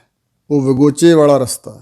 ਜਿਤ ਸੁੱਤੈ ਤਨ ਪੀੜੀਐ, ਮਨ ਮਹਿ ਚੱਲੈ ਵਿਕਾਰ। ਜਿਹੜਾ ਮਾਨਸਿਕ ਤੌਰ 'ਤੇ ਇੰਦਰੀਆਂ ਦਾ ਮਨ ਦਾ ਸੌਂ ਜਾਣਾ ਪ੍ਰਮਾਤਮਾ ਵੱਲੋਂ ਗਾਫਲਤਾਈ ਵਿੱਚ, ਇਹਦੇ ਨਾਲ ਤਨ ਪੀੜਿਆ ਜਾਂਦਾ ਹੈ, ਰੋਗੀ ਹੁੰਦਾ ਹੈ। ਔਰ ਅੰਤ ਨੂੰ ਵੀ ਜਿਹੜਾ ਸੂਖਮ ਤਨ ਹੈ ਉਹ ਪੀੜਿਆ ਜਾਂਦਾ ਧਰਮਰਾਜ ਦੀ ਕਚਹਿਰੀ ਜਮਾਂ ਵੱਲੋਂ। ਮਨ ਮਹਿ ਚੱਲੈ ਵਿਕਾਰ, ਔਰ ਮਨ ਦੇ ਅੰਦਰ ਵਿਕਾਰਾਂ ਦੇ ਖਿਆਲ ਤੁਰ ਪੈਂਦੇ, ਚੱਲ ਪੈਂਦੇ ਹਨ। ਉਹਨਾਂ ਸੁੰਦਰ ਪਲੰਘਿਆਂ 'ਤੇ ਸੌਣ ਦੀ ਜਿਹੜੀ ਖੁਸ਼ੀ ਅਤੇ ਲਾਲਸਾ ਰੱਖਣੀ ਹੈ, ਉਹ ਨਹੀਂ ਰੱਖਣੀ ਚਾਹੀਦੀ।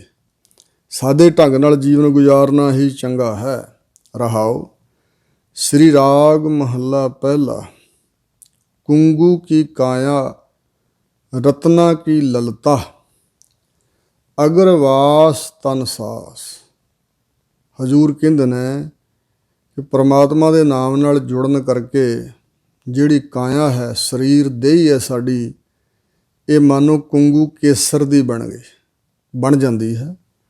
ਰਤਨਾ ਕੀ ਲਲਤਾ, ਜੋ ਮਨੋ ਤਨੋ ਵਾਹਿਗੁਰੂ ਜੀ ਦੇ ਚਰਨਾਂ ਨਾਲ ਜੁੜ ਜਾਂਦਾ, ਉਹਦੀ ਲਲਤਾ ਜਿਹੜੀ ਜੀਭ ਹੈ, ਰਸਨਾ ਹੈ, ਮਾਨੋ ਰਤਨਾਂ ਦੀ ਬਣ ਜਾਂਦੀ ਹੈ। ਰਤਨਾਂ ਦੀ ਬਣ ਤੋਂ ਮਤਲਬ ਉਹਦੇ ਬੋਲ ਰਤਨਾਂ ਵਰਗੇ ਅਮੋਲਕ ਹੋਣਗੇ। ਅਗਰਵਾਸ ਤਨ ਸਾਸ, ਉਸ ਤਨ ਸਰੀਰ ਅੰਦਰ ਜਿਹੜੇ ਸਵਾਸ ਚੱਲਦੇ ਨੇ ਉਹ ਇੰਨੇ ਠੰਡੇ ਅਤੇ ਇੰਨੇ ਖੁਸ਼ਬੂਦਾਰ ਵੀ ਜਿਵੇਂ ਅਗਰ ਊਦ ਦੀ ਖੁਸ਼ਬੂ, ਊਦ ਦੀ ਵਾਸ਼ਨਾ ਉਹਨਾਂ ਵਿੱਚੋਂ ਆਉਂਦੀ ਹੈ। ਭਾਵ ਇੰਨੇ ਸ਼ਾਂਤੀ ਭਰਪੂਰ ਅਤੇ ਇੰਨੇ ਸੁਖੈਲੇ ਸਵਾਸ ਉਹ ਲੈਂਦੇ ਹਨ ਗੁਰਮੁਖ ਪਿਆਰੇ, ਅਤੇ ਪ੍ਰਤੱਖ ਤੌਰ 'ਤੇ ਵੀ ਚੰਦਨ ਵਰਗੀ ਖੁਸ਼ਬੂ ਉੱਥੋਂ ਪੈਦਾ ਹੋ ਜਾਂਦੀ ਹੈ। 68 ਤੀਰਥ ਕਾ ਮੁਖ ਟਿੱਕਾ, ਤਿਤ ਘਟ ਮਤ ਵਿਗਾਸ। ਮੁਖ ਮਤਲਬ ਮਸਤਕ 'ਤੇ ਇੰਨਾ ਵੱਡਾ ਸਤਿਕਾਰ ਉਹਨਾਂ ਦਾ ਕਿ ਮਾਨੋ 68 ਤੀਰਥ ਵੀ ਉਹਨਾਂ ਦੇ ਮੁਖ 'ਤੇ ਮਸਤਕ 'ਤੇ ਟਿੱਕਾ ਲਾਉਣ। ਇੰਝ ਕਹਿ ਲਓ ਵੀ 68 ਤੀਰਥਾਂ ਨਾਲੋਂ ਵੀ ਵੱਧ ਪਵਿੱਤਰਤਾ ਉਹਨਾਂ ਨੂੰ ਪ੍ਰਾਪਤ ਹੋਈ, ਵੱਧ ਸਨਮਾਨ ਮਿਲਿਆ। ਤਿਤ ਘਟ ਮਤ ਵਿਗਾਸ, ਉਸ ਘਟ ਹਿਰਦੇ ਦੇ ਅੰਦਰ ਜਿਹੜੀ ਆਤਮ ਵਿਸ਼ੈਣੀ ਮਤ ਹੈ, ਬੁੱਧ ਹੈ, ਉਹ ਪ੍ਰਗਟ ਹੋਈ ਹੈ। ਅਤੇ ਉਸ ਮਤ ਵਿੱਚ, ਉਸ ਬੁੱਧ ਵਿੱਚ ਵਿਗਾਸ ਖੇੜਾ ਹੀ ਖੇੜਾ ਹੈ, ਆਨੰਦ ਹੀ ਆਨੰਦ ਹੈ। ਨਾਨਕ ਭਗਤਾ ਸਦਾ ਵਿਗਾਸ, ਸੁਣਿਆ ਦੁਖ ਪਾਪ ਕਾ ਨਾਸ।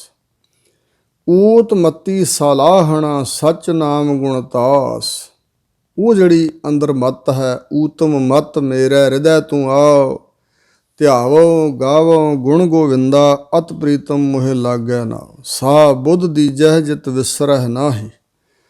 ਹਜ਼ੂਰ ਕਹਿੰਦੇ ਨੇ ਉਸ ਮਤ ਦੁਆਰਾ ਵਾਹਿਗੁਰੂ ਜੀ ਨੂੰ ਸਲਾਹੁਣਾ ਹੁੰਦਾ, ਅਤੇ ਵਾਹਿਗੁਰੂ ਦੇ ਸੱਚੇ ਨਾਮ ਦੀ ਸਲਾਹੁਤਾ। ਤੇਰੀ ਸਿਫਤ ਸਵਾਲਿਓ ਸਰੂਪ ਹੈ, ਜਿਨ ਕੀਤੀ ਤਿਸ ਪਾਰ ਲੰਘਾਈ। ਗੁਣਤਾਸ, ਜੋ ਗੁਣਾਂ ਦਾ ਖਜ਼ਾਨਾ ਵਾਹਿਗੁਰੂ, ਉਸ ਦਾ ਸਲਾਹੁਣਾ ਹੁੰਦਾ, ਉਹਦੇ ਸੱਚੇ ਨਾਮ ਦੀ ਸਲਾਹੁਤਾ ਹੁੰਦੀ ਹੈ ਉਸ ਉੱਚੀ ਮੱਤ ਰਾਹੀਂ। ਬਾਬਾ ਹੋਰ ਮੱਤ ਹੋਰ, ਬਾਬਾ ਹੈ ਭਾਈ। ਵਾਹਿਗੁਰੂ ਦੀ ਸਲਾਹੁਤਾ ਤੋਂ ਬਗੈਰ ਜਿਹੜੀਆਂ ਹੋਰ ਮੱਤਾਂ ਹਨ ਦੁਨੀਆ ਵਿੱਚ, ਸਿੱਖਿਆ ਹਨ, ਬੁੱਧੀਆਂ ਹਨ, ਵਿਕਾਰਾਕਾਰ, ਵਿਹਾਰਾਕਾਰ, ਸੰਸਾਰਾਕਾਰ ਜਿਹੜੀ ਮਤ ਬੁੱਧ ਹੈ, ਉਹ ਜਿਹੜੀਆਂ ਹੋਰ ਮੱਤਾਂ ਹਨ ਹੋਰ ਹੀ ਹੋਰ ਪਾਸੇ ਲਿਜਾਣ ਵਾਲੀਆਂ ਹਨ, ਵਾਹਿਗੁਰੂ ਤੋਂ ਦੂਜੇ ਪਾਸੇ ਵਿਛੋੜੇ ਵਾਲੇ ਪਾਸੇ ਲਿਜਾਣ ਵਾਲੀਆਂ ਹਨ। ਜੇ 100 ਵੇਰ ਕਮਾਈ ਹੈ ਕੂੜਾ ਕੂੜਾ ਜ਼ੋਰ, ਜੇ ਸੈਂਕੜੇ ਵਾਰੀ ਵੀ ਝੂਠ ਦੀ ਕਮਾਈ ਕਰੀਏ, ਹੋਰ ਪਖੰਡ ਧਾਰਨ ਕਰੀਏ, ਵਿਖਾਵੇ ਦੇ ਧਾਰਮਿਕ ਕਰਮ ਕਰੀਏ, ਉਹ ਕਮਾਈ ਕਰੀਏ, ਤਾਂ ਕੂੜੇ ਜਿਹੜੇ ਝੂਠੇ ਅਸੀਂ ਕਰਮ ਕੀਤੇ ਨੇ ਝੂਠ ਦੇ ਧਾਰਨੀ ਬਣ ਕੇ ਕੂੜਾ, ਝੂਠ ਦੁਆਰਾ ਝੂਠ ਦਾ ਹੀ ਜ਼ੋਰ ਅੰਦਰ ਵੱਧਦਾ ਹੈ। ਕੂੜਾ ਕੂੜਾ ਜ਼ੋਰ, ਸੋ ਇਸ ਪ੍ਰਕਾਰ ਝੂਠਾ ਹੀ ਜ਼ੋਰ ਬਲ ਵਧੇਗਾ, ਝੂਠ ਜ਼ੋਰ ਪਾ ਜਾਏਗਾ ਅੰਦਰ, ਝੂਠ ਦਾ ਬੋਲਬਾਲਾ ਵੱਧ ਜਾਏਗਾ ਅੰਦਰ। ਰਹਾਓ ਪੂਜ ਲੱਗੈ ਪੀਰ ਆਖੀਐ ਸਭ ਮਿਲੈ ਸੰਸਾਰ। ਅਗਰ ਕੋਈ ਮਨੁੱਖ ਪੀਰ ਸਦਾ ਲੈ, ਪੂਜਣ ਯੋਗ ਜਿਹੜਾ ਹੁੰਦਾ, ਜਿਵੇਂ ਸਾਡੇ ਧਰਮ 'ਚ ਗੁਰੂ ਸਾਹਿਬ ਕਿਹਾ ਜਾਂਦਾ, ਸਤਿਗੁਰਾਂ ਦਾ ਵਾਚਕ ਹੈ ਗੁਰੂ ਸ਼ਬਦ, ਔਰ ਇਸਲਾਮੀ ਮਜ਼ਹਬ ਦੇ ਅੰਦਰ ਪੀਰ ਕਹੇ ਜਾਂਦੇ ਨੇ, ਜਿਵੇਂ ਸੰਤ ਭਗਤ ਹੁੰਦੇ ਨੇ, ਇਸੇ ਤਰ੍ਹਾਂ ਉੱਥੇ ਪੀਰ ਫਕੀਰ ਵਲੀ ਆਦਿਕ ਨਾਮ ਦਿੱਤੇ ਜਾਂਦੇ ਨੇ। ਸੋ ਇਸ ਪ੍ਰਕਾਰ ਹਜ਼ੂਰ ਕਹਿੰਦੇ ਨੇ ਜੇ ਕੋਈ ਪੀਰ ਸਦਵਾਲੇ ਸਾਰੇ ਲੋਕ ਉਸ ਨੂੰ ਪੀਰ ਪੀਰ ਆਖਣ ਅਤੇ ਉਹਦੀ ਪੂਜ ਲੱਗੇ, ਆਪਣੀ ਪੂਜਾ ਕਰਾਉਣ 'ਚ ਲੱਗ ਜਾਏ, ਸਭ ਮਿਲਿਆ ਸੰਸਾਰ, ਸਾਰਾ ਸੰਸਾਰ ਉਹਨੂੰ ਮਿਲਣਾ ਵਾਸਤੇ ਆਏ, ਸਾਰਾ ਸੰਸਾਰ ਉਹਨੂੰ ਮਿਲਣ ਲੱਗ ਪਏ, ਸਾਰੀ ਦੁਨੀਆ ਦੇ ਪਿੱਛੇ ਲੱਗ ਜਾਏ ਔਰ ਉਹਨੂੰ ਪੀਰ ਆਖਿਆ ਜਾਏ, ਉਹਦੀ ਪੂਜਾ ਹੋਣ ਲੱਗ ਪਏ। ਨਾਉ ਸਦਾਏ ਆਪਣਾ ਹੋਵੇ ਸਿੱਧ ਸੁਮਾਰ।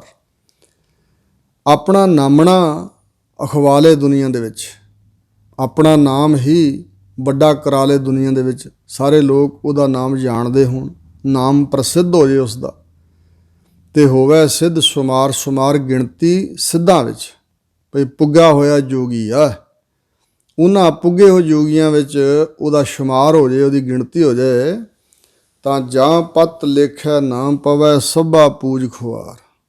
ਜੇ ਅੰਤ ਨੂੰ ਵਾਹਿਗੁਰੂ ਦੇ ਦਰ 'ਤੇ ਉਹਦੀ ਪੱਤ ਜਿਹੜੀ ਉਹ ਲੇਖੇ ਨਾ ਪਵੇ, ਜਿਹੜੀ ਦੁਨੀਆ 'ਚ ਪੱਤ ਰਖਾਈ ਆ, ਰੱਬ ਦੀ ਦਰਗਾਹ ਵਿੱਚ ਉਹ ਪੱਤ ਨਾ ਹੋਏ, ਇੱਜ਼ਤ ਨਾ ਹੋਏ, ਤਾਂ ਸਭਾ ਪੂਜ ਖੁਆਰ।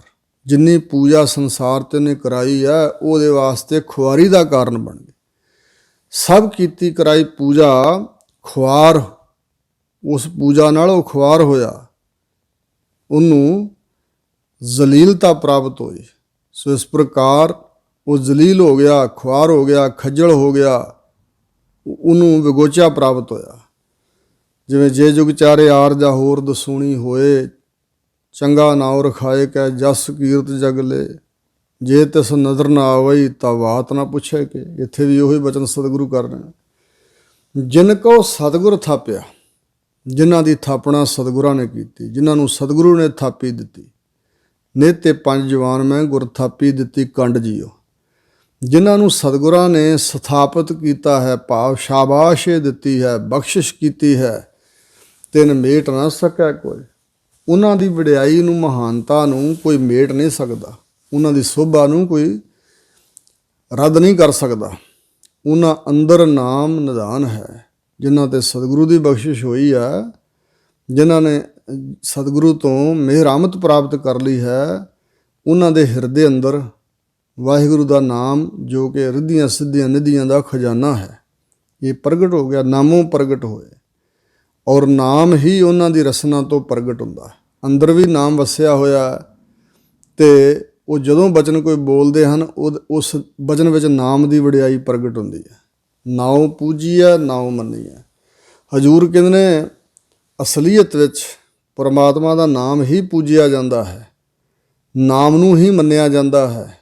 ਅਖੰਡ ਸਦਾ ਸੱਚ ਸੋਏ। ਉਹਨਾਂ ਗੁਰਮੁਖਾਂ ਦੇ ਹਿਰਦੇ 'ਚ ਨਾਮ ਦੀ ਹੀ ਪੂਜਾ ਹੋ ਰਹੀ ਹੈ, ਉਹ ਨਾਮ ਦਾ ਹੀ ਮੰਨਣ ਕਰਦੇ ਨੇ, ਸਭ ਤੋਂ ਉੱਚਾ ਵਾਹਿਗੁਰੂ ਦੇ ਨਾਮ ਨੂੰ ਮੰਨਦੇ ਨੇ।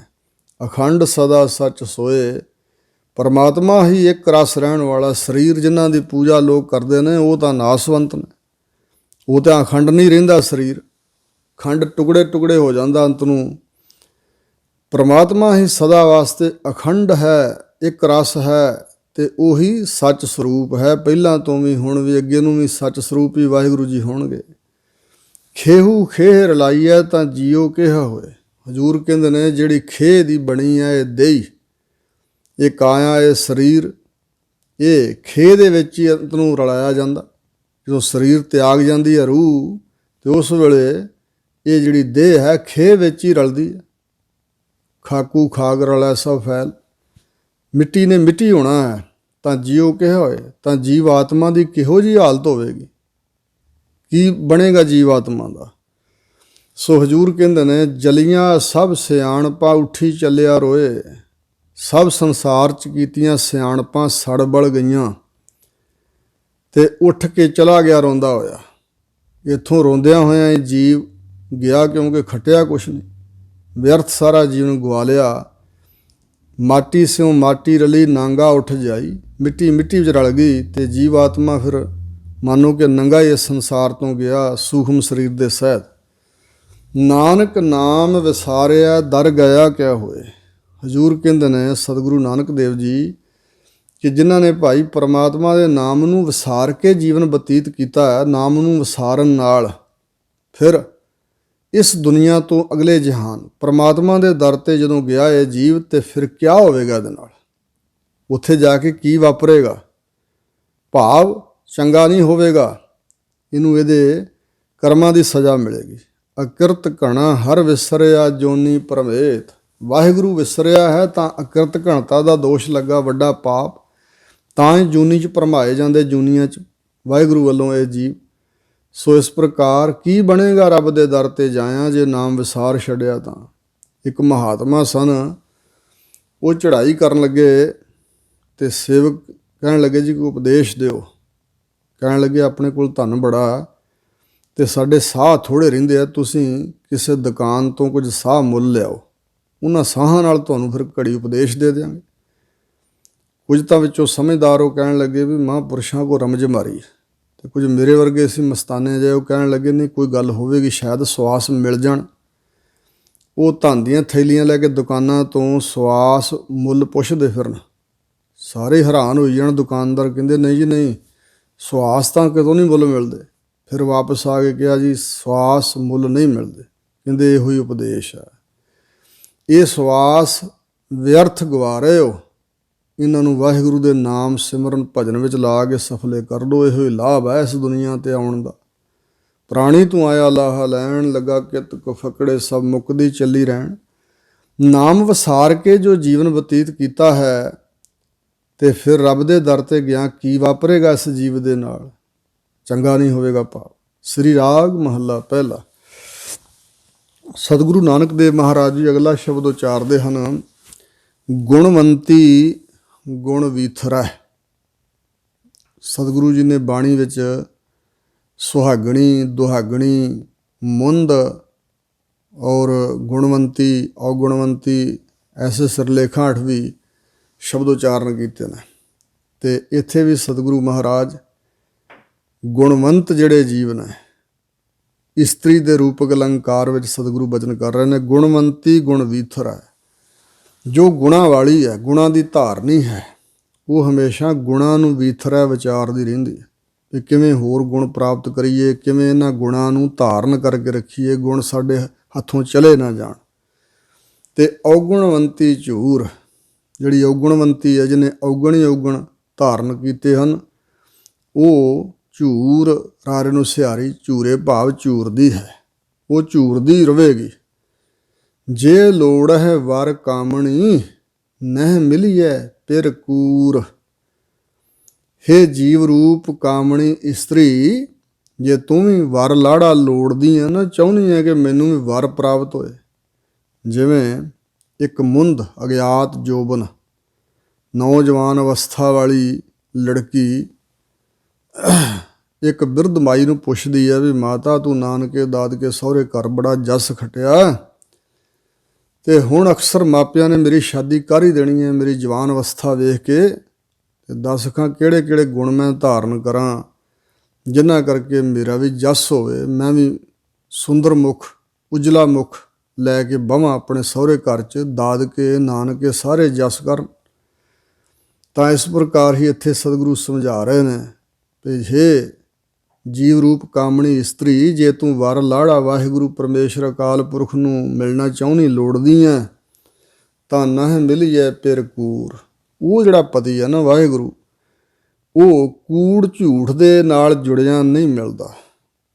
ਝੂਠ ਸੰਸਾਰ ਹੈ, ਸੰਸਾਰ ਦੀਆਂ ਗੱਲਾਂ ਹਨ, ਸੰਸਾਰ ਦੇ ਝੂਠੇ ਪਦਾਰਥ ਹਨ, ਸੰਸਾਰ ਵਿੱਚ ਵਕਾਰ ਹਨ, ਔਗਣ ਹਨ।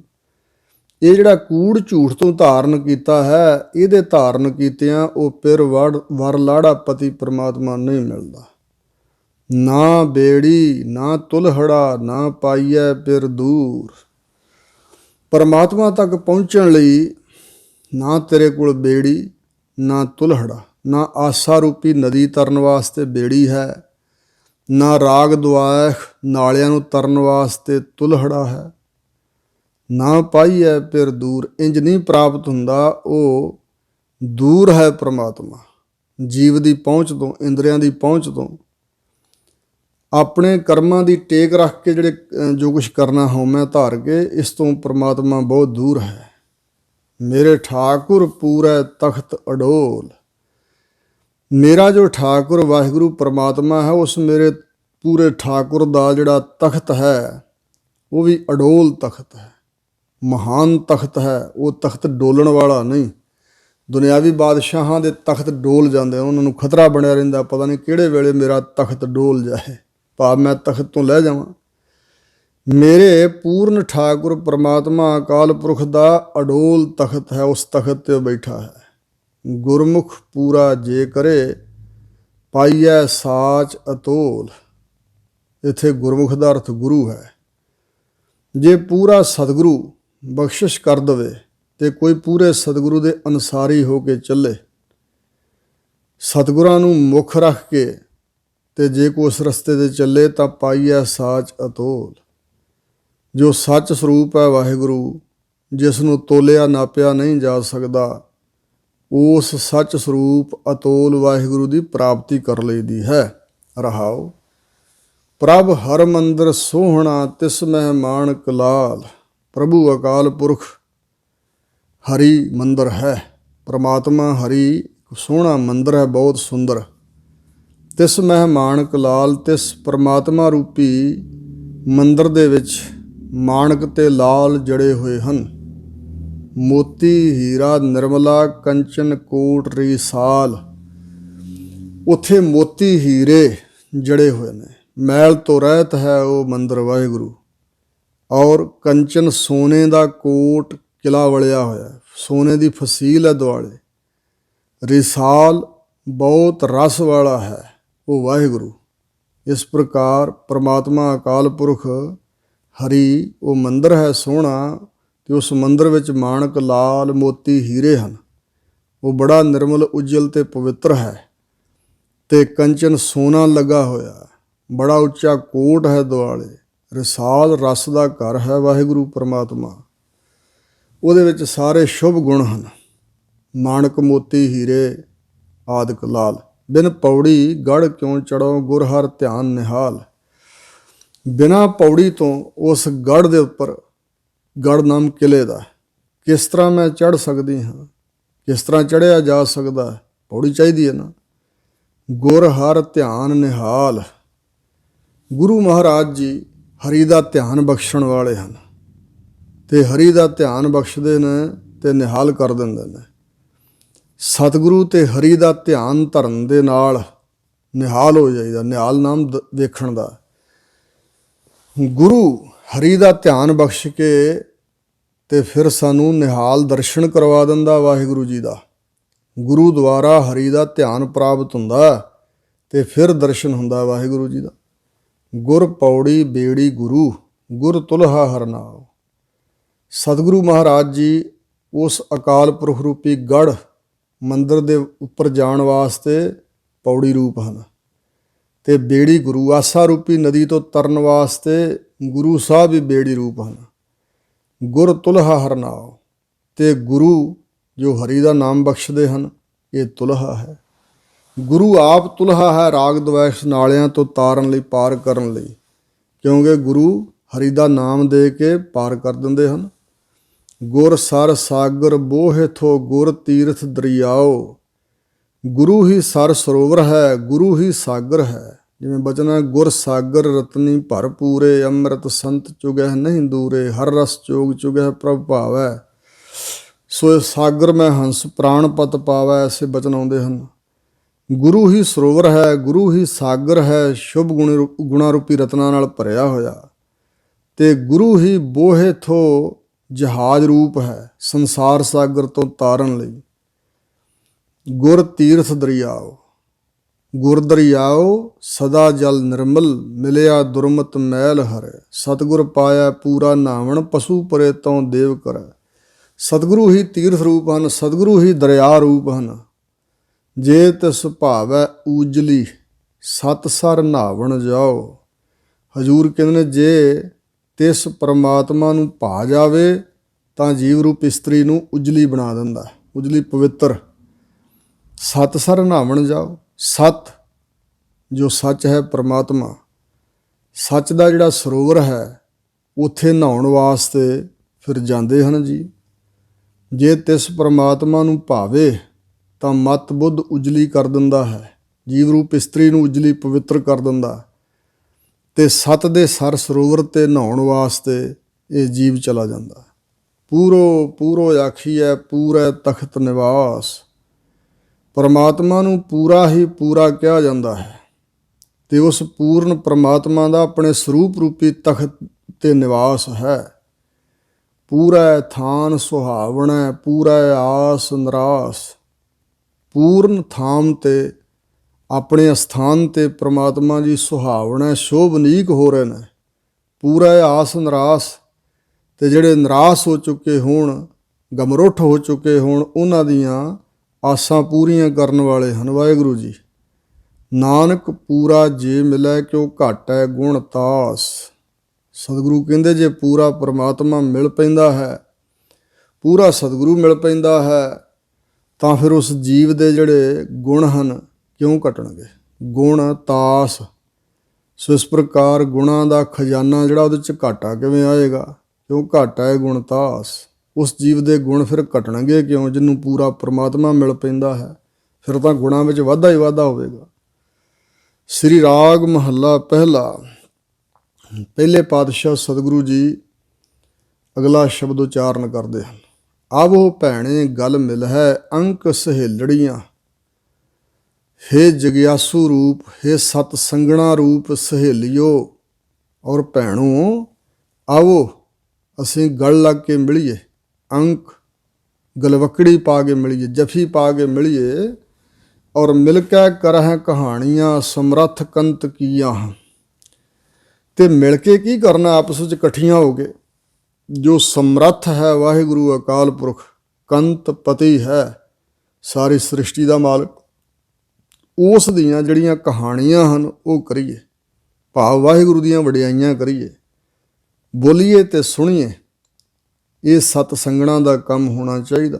ਉਹਨਾਂ ਨੂੰ ਸਤ ਸੰਗਣਾ ਕਿਹਾ ਜਾਂਦਾ ਜੋ ਇੰਜ ਕਰਨ, ਭਾਵ ਸਤ ਸੰਗੀਓ ਆਓ ਮਿਲ ਕੇ ਬੈਠੀਏ, ਜਿਵੇਂ ਸਖੀਆਂ ਸਹੇਲੜੀਆਂ ਇੱਕ ਦੂਜੇ ਨਾਲ ਭੈਣਾਂ ਵਾਲਾ ਪ੍ਰੇਮ ਰੱਖ ਕੇ ਮਿਲ ਕੇ ਬੈਠ ਕੇ ਕੋਈ ਗੱਲਾਂ ਬਾਤਾਂ ਕਰਦੀਆਂ ਹਨ।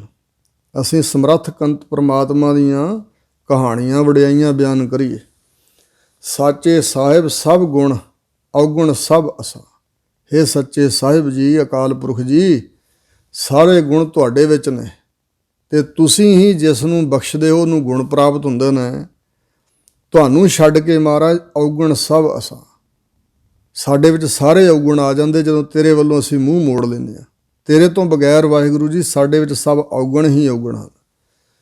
ਕਰਤਾ ਸਭ ਕੋ ਤੇਰਾ ਜੋਰ, ਹੇ ਕਰਤਾ ਅਕਾਲ ਪੁਰਖ ਜੀ, ਸਭ ਕੋਈ ਤੇਰੇ ਜ਼ੋਰ ਦੇ ਅਧੀਨ ਹੈ।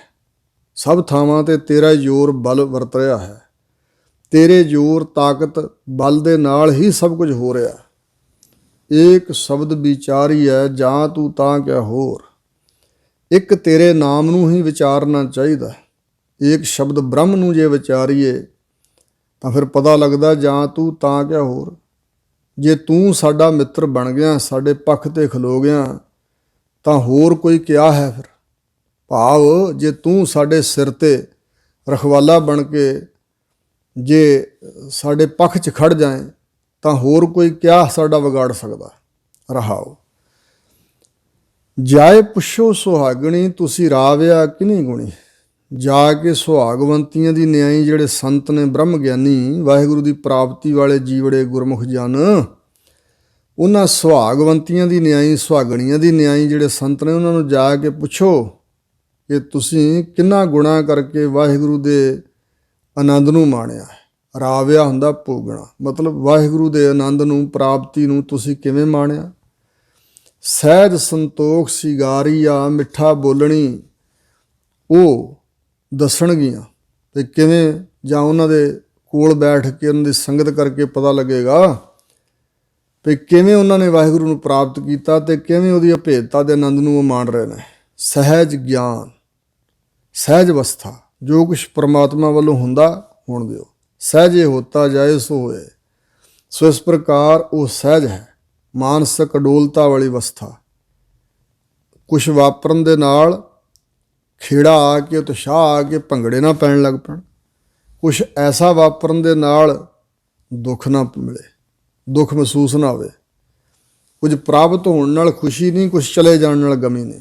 ਇਹਨੂੰ ਕਹਿੰਦੇ ਮਾਨਸਿਕ ਅਡੋਲਤਾ, ਸਹਿਜ ਵਾਲੀ ਅਵਸਥਾ ਤੇ ਸੰਤੋਖ, ਸੰਤੁਸ਼ਟਤਾ। ਇਹਨਾਂ ਗੁਣਾਂ ਦੇ ਨਾਲ ਉਹ ਸ਼ਿੰਗਾਰੀਆਂ ਹੋਈਆਂ ਨੇ ਤੇ ਨਾਲ ਮਿੱਠਾ ਬੋਲਣੀ, ਕਿਉਂਕਿ ਵਾਹਿਗੁਰੂ ਅਕਾਲ ਪੁਰਖ ਵੀ ਮਿੱਠ ਬੋਲੜਾ ਜੀ ਹਰ ਸੱਜਣ ਸੁਆਮੀ ਮੋਰਾ, ਹਉ ਸੰਮਲ ਥੱਕੀ ਜਿਉ ਕਦੇ ਨਾ ਬੋਲੇ ਕੌੜਾ। ਕੌੜਾ ਬੋਲ ਨਾ ਜਾਣੈ ਪੂਰਨ ਭਗਵਾਨ। ਤੇ ਵਾਹਿਗੁਰੂ ਨੂੰ ਜਪਦੇ ਜਪਦੇ ਉਹ ਗੁਰਮੁਖ ਵੀ ਪ੍ਰਮਾਤਮਾ ਦੀ ਵਡਿਆਈ ਵਾਲੇ, ਵਾਹਿਗੁਰੂ ਦੇ ਪ੍ਰੇਮ ਰਸ ਵਾਲੇ ਮਿੱਠੇ ਬੋਲ ਬੋਲਦੇ ਨੇ। ਉਹ ਮਹਾਤਮਾ ਰੂਪ ਸਖੀਆਂ ਮਿੱਠ ਬੋਲੜੀਆਂ ਹਨ। ਪਿਰ ਰਿਸਾਲੂ ਤਾਂ ਮਿਲੈ ਜਾਂ ਗੁਰ ਕਾ ਸ਼ਬਦ ਸੁਣੀ। ਪਤਾ ਲੱਗਦਾ ਉਹਨਾਂ ਦੀ ਸੰਗਤ ਵਿੱਚੋਂ ਕਿ ਉਹ ਰਸ ਵਾਲਾ ਜੋ ਵਾਹਿਗੁਰੂ ਪਿਰਪਤੀ ਹੈ, ਰਸ ਦਾ ਰੂਪ, ਉਹ ਤਾਂ ਮਿਲ ਸਕਦਾ ਹੈ ਜੇ ਜੀਵ ਜਿਗਿਆਸੂ ਬਣ ਕੇ ਭਾਵਨਾ ਸਹਿਤ ਸਤਿਗੁਰਾਂ ਦਾ ਸ਼ਬਦ ਉਪਦੇਸ਼ ਸੁਣੇ। ਤਾਂ ਗੁਰੂ ਕਾ ਸ਼ਬਦ ਸੁਣਨ ਦੇ ਨਾਲ, ਧਾਰਨ ਕਰਨ ਦੇ ਨਾਲ ਪਿਰਪਤੀ ਪ੍ਰਮਾਤਮਾ ਨਿਰਾਕਾਰ ਵਾਹਿਗੁਰੂ ਨਿਰਗੁਣ ਬ੍ਰਹਮ ਉਹ ਮਿਲ ਪੈਂਦਾ। ਉਸ ਵਾਹਿਗੁਰੂ ਜੀ ਦਾ ਗਿਆਨ ਪ੍ਰਾਪਤ ਹੋ ਜਾਂਦਾ। ਫਿਰ ਹਜ਼ੂਰ ਕਹਿੰਦੇ ਨੇ ਕੇਤੀਆਂ ਤੇਰੀਆਂ ਕੁਦਰਤੀ। ਹੇ ਵਾਹਿਗੁਰੂ ਜੀ, ਤੁਹਾਡੀਆਂ ਕਿੰਨੀਆਂ ਕੁਦਰਤਾਂ ਹਨ, ਕਿਹੜੀਆਂ ਕੁ ਵੱਡੀਆਂ, ਭਾਵ ਮਹਾਨ ਹੀ ਤੁਹਾਡੀਆਂ ਕੁਦਰਤਾਂ ਹਨ, ਤੁਹਾਡੀਆਂ ਸ਼ਕਤੀਆਂ ਹਨ, ਤੁਹਾਡੀਆਂ ਵਡਿਆਈਆਂ ਹਨ। ਕੇਵੜ ਤੇਰੀ ਦਾਤ, ਤੇ ਕਿੱਡੀਆਂ ਕੁ ਵੱਡੀਆਂ ਤੁਹਾਡੀਆਂ ਦਾਤਾਂ ਹਨ ਜੋ ਸੰਸਾਰ ਨੂੰ ਤੁਸੀਂ ਬਖਸ਼ਦੇ ਹੋ। ਤੁਹਾਡੀ ਦਾਤ ਕਿੱਡੀ ਕੁ ਵੱਡੀ ਮਹਾਨ ਹੈ। ਕੇਤੇ ਤੇਰੇ ਜੀ ਜੰਤ, ਕਿੰਨੇ ਮਹਾਨ, ਗਿਣਤੀ ਤੋਂ ਬਾਹਰੇ ਤੁਹਾਡੇ ਜੀ ਜੰਤ ਹਨ, ਕੁਛ ਵੱਡੇ ਕੁਝ ਜੰਤ ਛੋਟੇ। ਸਿਫਤ ਕਰ ਹੈ ਦਿਨ ਰਾਤ, ਜੋ ਦਿਨੇ ਰਾਤ ਤੁਹਾਡੀਆਂ ਸਿਫਤਾਂ ਕਰ ਰਹੇ ਹਨ। ਸੱਚੇ ਪਾਤਸ਼ਾਹ ਉਹ ਕਿੰਨੇ ਕੁ ਹਨ। ਕੇਤੇ ਤੇਰੇ ਰੂਪ ਰੰਗ, ਕਿੰਨੇ ਕੁ ਤੁਹਾਡੇ ਬਣਾਏ ਹੋਏ ਰੂਪ ਨੇ। ਅਨਕ ਰੂਪ ਖਿਨ ਮਾਹੇ ਕੁਦਰਤ ਧਾਰਦਾ, ਕਿੰਨੇ ਕੁ ਉਹਨਾਂ ਰੂਪਾਂ ਆਕਾਰਾਂ ਦੇ ਤੁਸੀਂ ਰੰਗ ਬਣਾ ਦਿੱਤੇ ਹਨ। ਕੇਤੇ ਜਾਤ ਅਜਾਤ, ਕਿੰਨੇ ਕੁ ਸ਼ੁਭ ਗੁਣਾ ਕਰਕੇ ਉੱਚੀਆਂ ਜਾਤਾਂ ਵਾਲੇ, ਕਿੰਨੇ ਕੁ ਔਗੁਣਾ ਕਰਕੇ ਅਜਾਤ ਨੀਵੀਆਂ ਜਾਤਾਂ ਵਾਲੇ ਹਨ। ਕਿਉਂਕਿ ਹਜ਼ੂਰ ਨੇ ਕਿਹਾ ਹੈ ਕਿ ਜਾਤ ਜਨਮ ਨਹਿ ਪੂਛੀ ਹੈ ਸੱਚ ਕਰ ਲਿਓ ਬਤਾਏ, ਸਾਤ ਜਾਤ ਸਾ ਪਾਤ ਹੈ ਜਿਹੇ ਕਰਮ ਕਮਾਏ। ਕਿੰਨੇ ਕੁ ਉੱਚੇ ਕਰਮਾਂ ਵਾਲੇ, ਉੱਚੀ ਜਾਤੀ ਵਾਲੇ, ਕਿੰਨੇ ਕੁ ਨੀਵੀਆਂ ਕਰਮਾਂ ਵਾਲੇ, ਜਿਵੇਂ ਕਬੁੱਧ ਡੂਮਣੀ ਕੁਦਇਆ ਕਸੈਣ, ਪਰ ਨਿੰਦਾ ਘਟ ਚੂਹੜੀ, ਮੁੱਠੀ ਕ੍ਰੋਧ ਚੰਡਾਲ। ਇਹ ਸਾਰੇ ਉਗਣ ਜਿਨ੍ਹਾਂ ਵਿੱਚ ਬੈਠੇ ਨੇ ਉਹ ਨੀਵੀਆਂ ਜਾਤਾਂ ਵਾਲੇ ਲੋਕ ਨੇ। ਸੱਚ ਮਿਲੈ ਸੱਚ ਊਪਜੈ, ਸੱਚ ਮੈਂ ਸਾਚ ਸਮਾਏ। ਜੋ ਸੱਚ ਦੇ ਧਾਰਨੀ ਸੰਤ ਜਨ ਹਨ, ਉਹਨਾਂ ਨੂੰ ਜਿਹੜਾ ਮਿਲਦਾ ਹੈ ਉੱਥੋਂ ਸੱਚ ਊਪਜੈ। ਉੱਥੇ ਉਹਨਾਂ ਹਿਰਦਿਆਂ ਵਿੱਚ ਵੀ ਸੱਚ, ਪਰਮੇਸ਼ਰ ਦਾ ਸੱਚਾ ਨਾਮ ਪੈਦਾ ਹੁੰਦਾ। ਸੱਚ ਮੈਂ ਸਾਚ ਸਮਾਏ, ਤੇ ਸੱਚ ਦੇ ਧਾਰਨੀ ਬਣਿਆ। ਸਾਚ ਦੇ ਚੱਚੇ ਨੂੰ ਸਿਹਾਰੀ ਹੈ। ਸੱਚ ਦੇ ਦੁਆਰਾ ਸੱਚ ਸਰੂਪ ਵਾਹਿਗੁਰੂ ਵਿੱਚ ਹੀ ਫਿਰ ਉਹ ਸਮਾ ਜਾਂਦਾ। ਸੁਰਤ ਹੋਵੈ ਪਤ ਊਗਵੈ, ਗੁਰ ਬਚਨੀ ਭਉ ਖਾਏ। ਸੁਰਤ ਹੋਵੈ, ਸੁਰਤ ਸਾਰੇ ਅੰਦਰ ਹੈ, ਪਰ ਇਹ ਸੁਰਤ ਸੰਸਾਰ ਵਿੱਚ ਖਚਤ ਹੋ ਰਹੀ ਹੈ। ਪਰਮਾਤਮਾ ਵਾਲੇ ਪਾਸੇ ਨੂੰ ਜੇ ਸੁਰਤ ਹੋਵੇ ਤਾਂ, ਜਿਨ੍ਹਾਂ ਦੀ ਸੁਰਤ ਪਰਮਾਤਮਾ ਵਾਲੇ ਪਾਸੇ ਲੱਗ ਗਈ ਹੈ, ਰੱਬ ਦਾ ਨਾਮ ਸੁਣਨ ਵਿੱਚ ਸੁਰਤ ਜੇ ਹੋਵੇ ਤਾਂ ਪਤ ਊਗਵੈ, ਤਾਂ ਪਤ ਜਨਮ ਲੈਂਦੀ। ਪਤ ਮੈਨੇ ਇੱਜ਼ਤ, ਸੰਸਾਰੀ ਇੱਜ਼ਤ ਨਹੀਂ, ਵਾਹਿਗੁਰੂ ਦੇ ਦਰ 'ਤੇ ਪ੍ਰਵਾਨ ਚੜ੍ਹਨ ਵਾਲੀ ਇੱਜ਼ਤ। ਜੋ ਪ੍ਰਮਾਤਮਾ ਦੇ ਦਰ 'ਤੇ ਸਤਿਕਾਰ ਮਿਲਦਾ, ਉਹ ਪੱਤ ਉਗਵੈ, ਉਗ ਪੈਂਦੀ ਹੈ, ਜਨਮ ਲੈ ਲੈਂਦੀ ਹੈ। ਗੁਰ ਬਚਨੀ ਭਉ ਖਾਏ, ਪਰ ਉਹਨਾਂ ਦੀ ਪੱਤ ਉਗਵਦੀ ਆ ਜੋ ਗੁਰਾਂ ਦੇ ਬਚਨਾਂ ਦੁਆਰਾ ਵਾਹਿਗੁਰੂ ਦੇ ਉਜਲ ਭੈ ਨੂੰ ਧਾਰਨ ਕਰ ਲੈਂਦੇ ਨੇ। ਗੁਰ ਬਚਨੀ ਭਉ ਖਾਏ, ਭਉ ਨੂੰ ਧਾਰਨ ਕਰੇ, ਅਤੇ ਗੁਰ ਬਚਨੀ ਭਉ ਖਾਏ, ਜਿਹੜਾ ਸੰਸਾਰੀ ਭਉ ਉਹਨੂੰ ਖਾਏ, ਨਿਗਲ ਜਾਏ, ਖਤਮ ਕਰ ਦੇ। ਸੰਸਾਰੀ ਭਉ ਨਹੀਂ ਫਿਰ ਉਹਨਾਂ ਦਾ ਰਹਿੰਦਾ। ਜੋ ਗੁਰੂ ਦੇ ਬਚਨ 'ਤੇ ਭਰੋਸਾ ਰੱਖਦੇ ਹਨ, ਉਹਨਾਂ ਨੂੰ ਤੌਖਲਾ ਜਿਹੜਾ ਸੰਸਾਰ ਦਾ, ਆਹ ਨਾ ਹੋ ਜੇ, ਆਹ ਨਾ ਹੋ ਜੇ, ਇਹ ਨਹੀਂ ਉਹਨਾਂ ਨੂੰ ਰਹਿੰਦਾ। ਉਹ ਇਸ ਭਉ ਨੂੰ ਖਾ ਜਾਂਦੇ ਨੇ। ਨਾਨਕ ਸੱਚਾ ਪਾਤਸ਼ਾਹ ਆਪੇ ਲੈ ਮਿਲਾਏ। ਇਸ ਮਾਰਗ 'ਤੇ ਚੱਲਣ ਵਾਲਿਆਂ ਨੂੰ ਜੋ ਸੱਚਾ ਪਾਤਸ਼ਾਹ ਹੈ, ਅਕਾਲ ਪੁਰਖ ਵਾਹਿਗੁਰੂ, ਸਾਰੀ ਸ੍ਰਿਸ਼ਟੀ ਦਾ ਮਾਲਕ, ਉਹ ਆਪ ਹੀ ਮਿਲਾ ਲੈਂਦਾ, ਆਪਣੇ ਵਿੱਚ ਭੇਦਤਾ ਬਖਸ਼ਦਾ ਹੈ, ਨਿਹਾਲ ਕਰ ਦਿੰਦਾ। ਅਗਲਾ ਸ਼ਬਦ ਉਚਾਰਦੇ ਹਨ ਸਤਿਗੁਰੂ ਸ੍ਰੀ ਰਾਗ ਮਹੱਲਾ ਪਹਿਲਾ। ਪਹਿਲੇ ਪਾਤਸ਼ਾਹ ਸ੍ਰੀ ਗੁਰੂ ਨਾਨਕ ਦੇਵ ਜੀ। ਭਲੀ ਸਰੀ ਜੇ ਉਬਰੀ, ਹਉਮੈ ਮੋਈ ਘਰਾ ਹੋ। ਹਜ਼ੂਰ ਕਹਿੰਦੇ ਮੇਰੇ ਨਾਲ ਬੜੀ ਭਲੀ ਹੋਈ। ਸਰੀ ਦਾ ਅਰਥ ਹੈ ਫੱਬ ਗਈ। ਬਹੁਤ ਚੰਗਾ ਹੋਇਆ ਮੇਰੇ ਨਾਲ ਕਿ ਮੈਂ ਉਬਰੀ। ਉਬਰੀ ਦਾ ਮਤਲਬ ਮੈਂ ਬਚ ਗਈ ਹਾਂ। ਕਿਉਂ, ਕਿੱਥੋਂ ਬਚ ਗਈ? ਹਉਮੈ ਮੋਈ ਘਰਾ ਹੋ। ਘਰਾ ਹੋ ਮੈਨੇ ਘਰ ਵਿੱਚੋਂ, ਹਉਮੈ ਮੋਈ, ਹਿਰਦੇ ਘਰ ਵਿੱਚੋਂ ਹਉਮੈ ਮਰ ਗਈ ਹੈ। ਇਹ ਬੜੀ ਭਲੀ ਚੰਗੀ ਗੱਲ ਮੇਰੇ ਨਾਲ ਹੋਈ।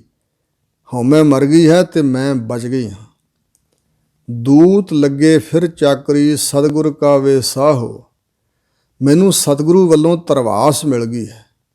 ਸਤਿਗੁਰੂ ਦਾ ਭਰੋਸਾ ਮਿਲ ਗਿਆ, ਸਤਿਗੁਰੂ ਵੱਲੋਂ ਦਿਲਾਸਾ ਮਿਲ ਗਿਆ ਹੈ। ਅਤੇ ਜਿਹੜੇ ਦੂਤਾਂ ਤੋਂ ਮੈਂ ਡਰਦੀ ਸੀ ਨਾ, ਹਉਮੈ ਅੰਦਰ ਸੀ, ਅਤੇ ਹੋਰ ਦੂਤ ਕਾਮ, ਕ੍ਰੋਧ, ਮੋਹ, ਲੋਭ ਆਦਿਕ, ਅਤੇ ਈਰਖਾ, ਦਵੈਤ, ਇਹ ਤੇ ਆਦਿਕ, ਸ਼ਬਦ ਸਪਰਸ਼ ਰੂਪ ਰਸ ਗੰਧ, ਇਹ ਸਾਰੇ ਜਿਹੜੇ ਦੂਤ ਸੀ, ਇਹ ਫਿਰ ਹੁਣ ਚਾਕਰੀ 'ਚ ਲੱਗ ਗਏ, ਮੇਰੇ ਵੱਸੀਕਾਰ ਹੋ ਗਏ, ਮੇਰੀ ਨੌਕਰੀ ਕਰਨ ਲੱਗ ਪਏ। ਐਸਾ ਸਤਿਗੁਰੂ ਦਾ ਦਿਲਾਸਾ ਮਿਲਿਆ।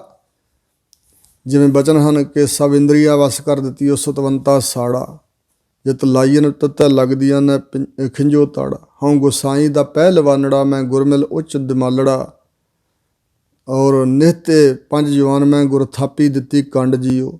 ਸੋ ਇਸ ਤਰ੍ਹਾਂ ਕਹਿੰਦੇ ਸੰਸਾਰ ਰੂਪੀ ਅਖਾੜੇ ਵਿੱਚ ਛਿੰਝ ਪੈ ਰਹੀ ਸੀ। ਇੱਥੇ ਪਹਿਲਵਾਨ ਆਏ ਔਰ ਸਤਿਗੁਰੂ ਜੀ ਨੇ ਜਿਨ੍ਹਾਂ ਦੀ ਕੰਡ 'ਤੇ ਥਾਪੀ ਦੇ ਦਿੱਤੀ, ਉਹਨਾਂ ਨੇ ਪੰਜੇ ਜਵਾਨ ਦੂਤ ਜਿਹੜੇ ਸੀ, ਕਾਮ, ਕ੍ਰੋਧ, ਮੋਹ, ਲੋਭ, ਹੰਕਾਰ, ਨਿਰੜਲੇ ਨਿਵਾਨ 'ਤੇ ਢਾਹ ਲਏ, ਅਤੇ ਬਾਕੀਆਂ ਨੂੰ ਇਹ ਢਾਈ ਜਾਂਦੇ ਨੇ। ਸੋ ਇਸ ਪ੍ਰਕਾਰ ਹੁਣ ਸਤਿਗੁਰੂ ਦਾ ਦਿਲਾਸਾ ਮਿਲਣ ਦੇ ਨਾਲ, ਧਰਵਾਸ ਮਿਲਣ ਦੇ ਨਾਲ ਐਸੀ ਬਖਸ਼ਿਸ਼ ਹੋਈ ਕਿ ਇਹੀ ਦੂਤ ਹੁਣ ਚਾਕਰੀ 'ਚ ਲੱਗ ਗਏ, ਵਸੀਕਾਰ ਹੋ ਗਏ, ਅਧੀਨ ਹੋ ਗਏ। ਕਲਪ ਤਿਆਗੀ ਬਾਦ ਹੈ ਸੱਚਾ ਵੇ ਪ੍ਰਵਾਹ। ਜਿਹੜੀ ਬਾਦ ਵਿਅਰਥ ਝਗੜਿਆਂ ਨੂੰ ਦੇਣ ਵਾਲੀ ਕਲਪਨਾ ਸੀ ਨਾ ਅੰਦਰ, ਉਹ ਤਿਆਗੀ ਗਈ। ਸੱਚਾ ਵੇ ਪ੍ਰਵਾਹ, ਜਿਹੜਾ ਕਿਸੇ ਦੀ ਕਾਣ ਕਨੌੜ ਨਾ ਰੱਖਣ ਵਾਲਾ ਵਾਹਿਗੁਰੂ ਹੈ, ਬੇਪਰਵਾਹ। ਸੋ ਵੇ ਮੁਹਤਾਜਾ ਵੇ ਪ੍ਰਵਾਹ ਹੋ। ਇਸ ਤਰ੍ਹਾਂ ਦਾ ਜੋ ਸਾਹਿਬ ਹੈ ਸੱਚਾ ਅਕਾਲ ਪੁਰਖ, ਉਹੀ ਚਾਰ ਚਫੇਰੇ ਬਖਸ਼ਿਆ ਦਿਸਦਾ, ਦਿਖਾਈ ਦਿੰਦਾ। ਉਹਦੀ ਬਖਸ਼ਿਸ਼ ਦੇ ਨਾਲ ਜਿਹੜੀ ਮਨ ਦੀ ਕਲਪਨਾ ਸੀ, ਬਾਦ ਝਗੜੇ ਸਨ ਮਨ ਦੇ, ਖਿੰਜੋ ਤਾੜਾ ਸੀ, ਉਹਦਾ ਤਿਆਗ ਹੋ ਗਿਆ। ਮਨ ਰੇ ਸੱਚ ਮਿਲੈ ਭਉ ਜਾਏ। ਮਨ ਨਾਮ ਪਿਆਰੇ ਦਾ, ਅਤੇ ਮਨ ਨੂੰ ਸੰਬੋਧਨ ਕਰਕੇ, ਹੇ ਮੇਰੇ ਮਨਾ, ਜੇ ਸੱਚ ਸਰੂਪ ਵਾਹਿਗੁਰੂ ਨਾਲ ਮਿਲਾਪ ਹੋ ਜਾਂਦਾ ਹੈ, ਵਾਹਿਗੁਰੂ ਦਾ ਸੱਚ ਸਰੂਪ ਨਾਮ ਮਿਲ ਜਾਂਦਾ ਹੈ, ਤਾਂ ਫਿਰ ਦੁਨਿਆਵੀ ਡਰ ਸਭ ਚਲਿਆ ਜਾਂਦਾ ਹੈ। ਡਰ ਨਹੀਂ ਰਹਿ ਜਾਂਦਾ। ਭੈ ਬਿਨ ਨਿਰਭਉ ਕਿਉ ਥੀਐ। ਪਰ ਵਾਹਿਗੁਰੂ ਜੀ ਦਾ ਜੋ ਉਜਲ ਭੈ ਹੈ, ਕਿਉਂਕਿ ਭੈ ਵੀ ਦੋ ਤਰ੍ਹਾਂ ਦਾ, ਇੱਕ ਸੰਸਾਰੀ ਹੈ ਅਤੇ ਇੱਕ ਪਰਮਾਰਥਕ ਭੈ, ਪਰਮਾਤਮਾ ਦਾ ਭੈ। ਵਾਹਿਗੁਰੂ ਦਾ ਉਜਲ ਭੈ ਜੇ ਨਾ ਧਾਰਨ ਕਰੀਏ ਤੇ ਨਿਰਭਉ ਨਹੀਂ ਹੋ ਸਕੀਦਾ ਸੰਸਾਰੀ ਡਰਾਂ ਵੱਲੋਂ। ਪਰਮਾਤਮਾ ਦੇ ਭੈ ਤੋਂ ਬਗੈਰ ਨਿਰਭਉ ਕਿਉਂ, ਕਿਵੇਂ ਥੀਐ ਹੋਈਦਾ ਹੈ, ਕਿਵੇਂ ਹੋ ਸਕੀਦਾ। ਗੁਰਮੁਖ ਸ਼ਬਦ ਸਮਾਏ, ਜੋ ਗੁਰਾਂ ਦੇ ਅਨੁਸਾਰੀ ਹੋ ਕੇ ਚੱਲਣ ਵਾਲਾ ਹੈ, ਜੋ ਗੁਰੂ ਦੇ ਸਨਮੁਖ ਹੋ ਕੇ ਰਹਿਣ ਵਾਲਾ ਹੈ, ਉਹ ਗੁਰੂ ਦੇ ਸ਼ਬਦ ਦੁਆਰਾ, ਗੁਰੂ ਵੱਲੋਂ ਮਿਲਿਆ ਜਿਹੜਾ ਗੁਰਮੰਤਰ ਹੈ, ਸ਼ਬਦ ਉਪਦੇਸ਼ ਹੈ, ਉਸ ਸ਼ਬਦ ਦੁਆਰਾ ਸਮਾ ਜਾਂਦਾ ਹੈ ਵਾਹਿਗੁਰੂ ਜੀ ਦੇ ਨਾਮ ਵਿੱਚ, ਪਰਮਾਤਮਾ ਦੇ ਸਰੂਪ ਵਿੱਚ। ਰਹਾਓ ਕੇਤਾ ਆਖਣ ਆਖੀਐ, ਆਖਣ ਤੋਟ ਨਾ ਹੋਏ। ਦੋ ਤਰ੍ਹਾਂ ਨਾਲ ਅਰਥ ਕੀਤਾ ਵਿਦਵਾਨਾਂ ਨੇ। ਇੱਕ ਤਾਂ ਅਰਥ ਕੀਤਾ ਵੀ ਕਿੰਨਾ ਕੁ ਮੰਗੀ ਜਾਈਏ, ਆਖਣ ਆਖੀ ਕਿੰਨੇ ਕੁ ਬੋਲ ਮੰਗਣ ਵਾਲੇ, ਦਾਤਾ ਮੰਗਣ ਵਾਲੇ ਕਿੰਨੇ ਕੁ ਬੋਲ ਆਖੀ ਜਾਈਏ, ਆਖਣ ਤੋਟ ਨਾ ਹੋਏ। ਤੇ ਮੰਗਣ ਵਾਲੇ ਬੋਲ ਬੋਲਿਆਂ ਭਾਵ ਮੰਗਾਂ ਮੰਗਿਆਂ ਤਾਂ ਤੋਟ ਆਉਂਦੀ ਨਹੀਂ, ਕਿਉਂਕਿ ਮਨ ਰੱਜਦਾ ਹੀ ਨਹੀਂ, ਮੰਗਾਂ ਮੁੱਕਦੀਆਂ ਹੀ ਨਹੀਂ। ਇੱਕ ਇਹ ਅਰਥ ਆ। ਦੂਜਾ, ਕਿੰਨਾ ਕੁ ਆਖਣ ਬਿਆਨ ਆਖੀਏ, ਪਰਮਾਤਮਾ ਦੀ ਕਿੰਨੀ ਕੁ ਵਡਿਆਈ ਕਰੀਏ, ਕਿੰਨਾ ਕੁ ਉਹਨੂੰ ਸਲਾਹੀਏ, ਕਿੰਨੇ ਕੁ ਵਖਿਆਨ ਕਰੀਏ ਪਰਮਾਤਮਾ ਦੇ, ਆਖਣ ਤੋਟ ਨਾ ਹੋਏ। ਕਥਨ ਕਰਨ ਦੇ ਨਾਲ ਕਿੰਨੀ ਕਥਨੀ ਕਰੀਏ, ਕਥਨ ਕਰਨ ਦੇ ਨਾਲ ਕਥਨੀ ਵਿੱਚ ਤੋਟ ਨਹੀਂ ਆ ਸਕਦੀ, ਕਿਉਂਕਿ ਪਰਮਾਤਮਾ ਅਕਥ ਹੀ ਰਹੇਗਾ। ਮੰਗਣ ਵਾਲੇ ਕੇਤੜੇ ਦਾਤਾ ਏਕੋ ਸੋਏ, ਵਾਹਿਗੁਰੂ ਦੇ ਦਰ ਤੋਂ ਮੰਗਣ ਵਾਲੇ ਕਿੰਨੇ ਹਨ। ਕਦੋਂ ਤੋਂ ਸ੍ਰਿਸ਼ਟੀ ਸਾਜੀ ਤੇ ਹੁਣ ਤੱਕ ਜੀਵ ਮੰਗੀ ਜਾ ਰਹੇ ਨੇ, ਪਰ ਦਾਤਾ ਇੱਕੋ ਅਕਾਲ ਪੁਰਖ ਉਹੀ ਹੈ ਜੋ ਪਹਿਲਾਂ ਸੀ, ਹੋਣਾ ਤੇ ਅੱਗੇ ਨੂੰ ਵੀ ਉਹੀ ਰਹੇਗਾ। ਜਿਸ ਕੇ ਜੀ ਪ੍ਰਾਣ ਹੈ, ਮਨ ਵਸਿਆ ਸੁਖ ਹੋਏ। ਜਿਸ ਪਰਮਾਤਮਾ ਦੀ ਦਿੱਤੀ ਹੋਈ ਸਾਡੇ ਅੰਦਰ ਜਿੰਦ ਹੈ, ਜੀਵਾਤਮਾ ਹੈ, ਮਨ ਹੈ, ਪ੍ਰਾਣ ਸਵਾਸ ਹਨ, ਜਿਸ ਪਰਮਾਤਮਾ ਦੇ ਬਖਸ਼ੇ ਹੋਏ, ਮਨ ਵਸਿਆ ਸੁਖ ਹੋਏ। ਅਗਰ ਉਹੀ ਪਰਮਾਤਮਾ ਖੁਦ ਮਨ ਵਿੱਚ ਵਸ ਜਾਏ, ਪਰਮਾਤਮਾ ਦਾ ਮਨ 'ਚ ਵਸਣਾ ਇਹ ਹੈ ਕਿ ਵਾਹਿਗੁਰੂ ਦੀ ਯਾਦ ਮਨ 'ਚ ਵਸ ਜਾਏ, ਵਾਹਿਗੁਰੂ ਜੀ ਦਾ ਪ੍ਰੇਮ ਮਨ ਵਿੱਚ ਵਸ ਜਾਏ, ਵਾਹਿਗੁਰੂ ਜੀ ਦਾ ਨਾਮ ਮਨ ਵਿੱਚ ਵਸ ਜਾਏ, ਤੇ ਮਨ 'ਚ ਵਸਣ ਕਰਕੇ ਸੁਖ ਆਤਮਿਕ ਸੁਖ ਹੁੰਦਾ ਹੈ। ਅੰਦਰਲਾ ਸੁਖ ਤਾਂ ਪ੍ਰਾਪਤ ਹੁੰਦਾ ਹੈ। ਖੱਖੇ ਨੂੰ ਔਂਕੜ ਲੱਗਾ ਹੋਇਆ, ਇੱਕ ਸੁਖ ਅਚੁੱਤ ਅਬਿਨਾਸੀ ਸਦੀਵੀ ਰਹਿਣ ਵਾਲਾ ਸੁਖ ਤਾਂ ਪ੍ਰਾਪਤ ਹੁੰਦਾ ਹੈ। ਜਗ ਸੁਪਨਾ ਬਾਜੀ ਬਣੀ, ਹਜ਼ੂਰ ਕਹਿੰਦੇ ਨੇ ਇਹ ਜਗਤ ਸੁਪਨਾ ਹੈ। ਹਜ਼ੂਰ ਨੇ ਕਿਹਾ ਹੈ, ਸੁਪਨਰੀ ਸੰਸਾਰ ਮਿਥਨੀ ਵਿਸਥਾਰ, ਸਖੀ ਕਾਏ ਮੋਹ ਮੋਹਲੀ, ਪ੍ਰੇ ਪ੍ਰੀਤ ਹਿਰਦੈ ਮੇਲ। ਇਹ ਸਖੀ ਇਹ ਸੰਸਾਰ ਸੁਪਨਾ ਹੈ।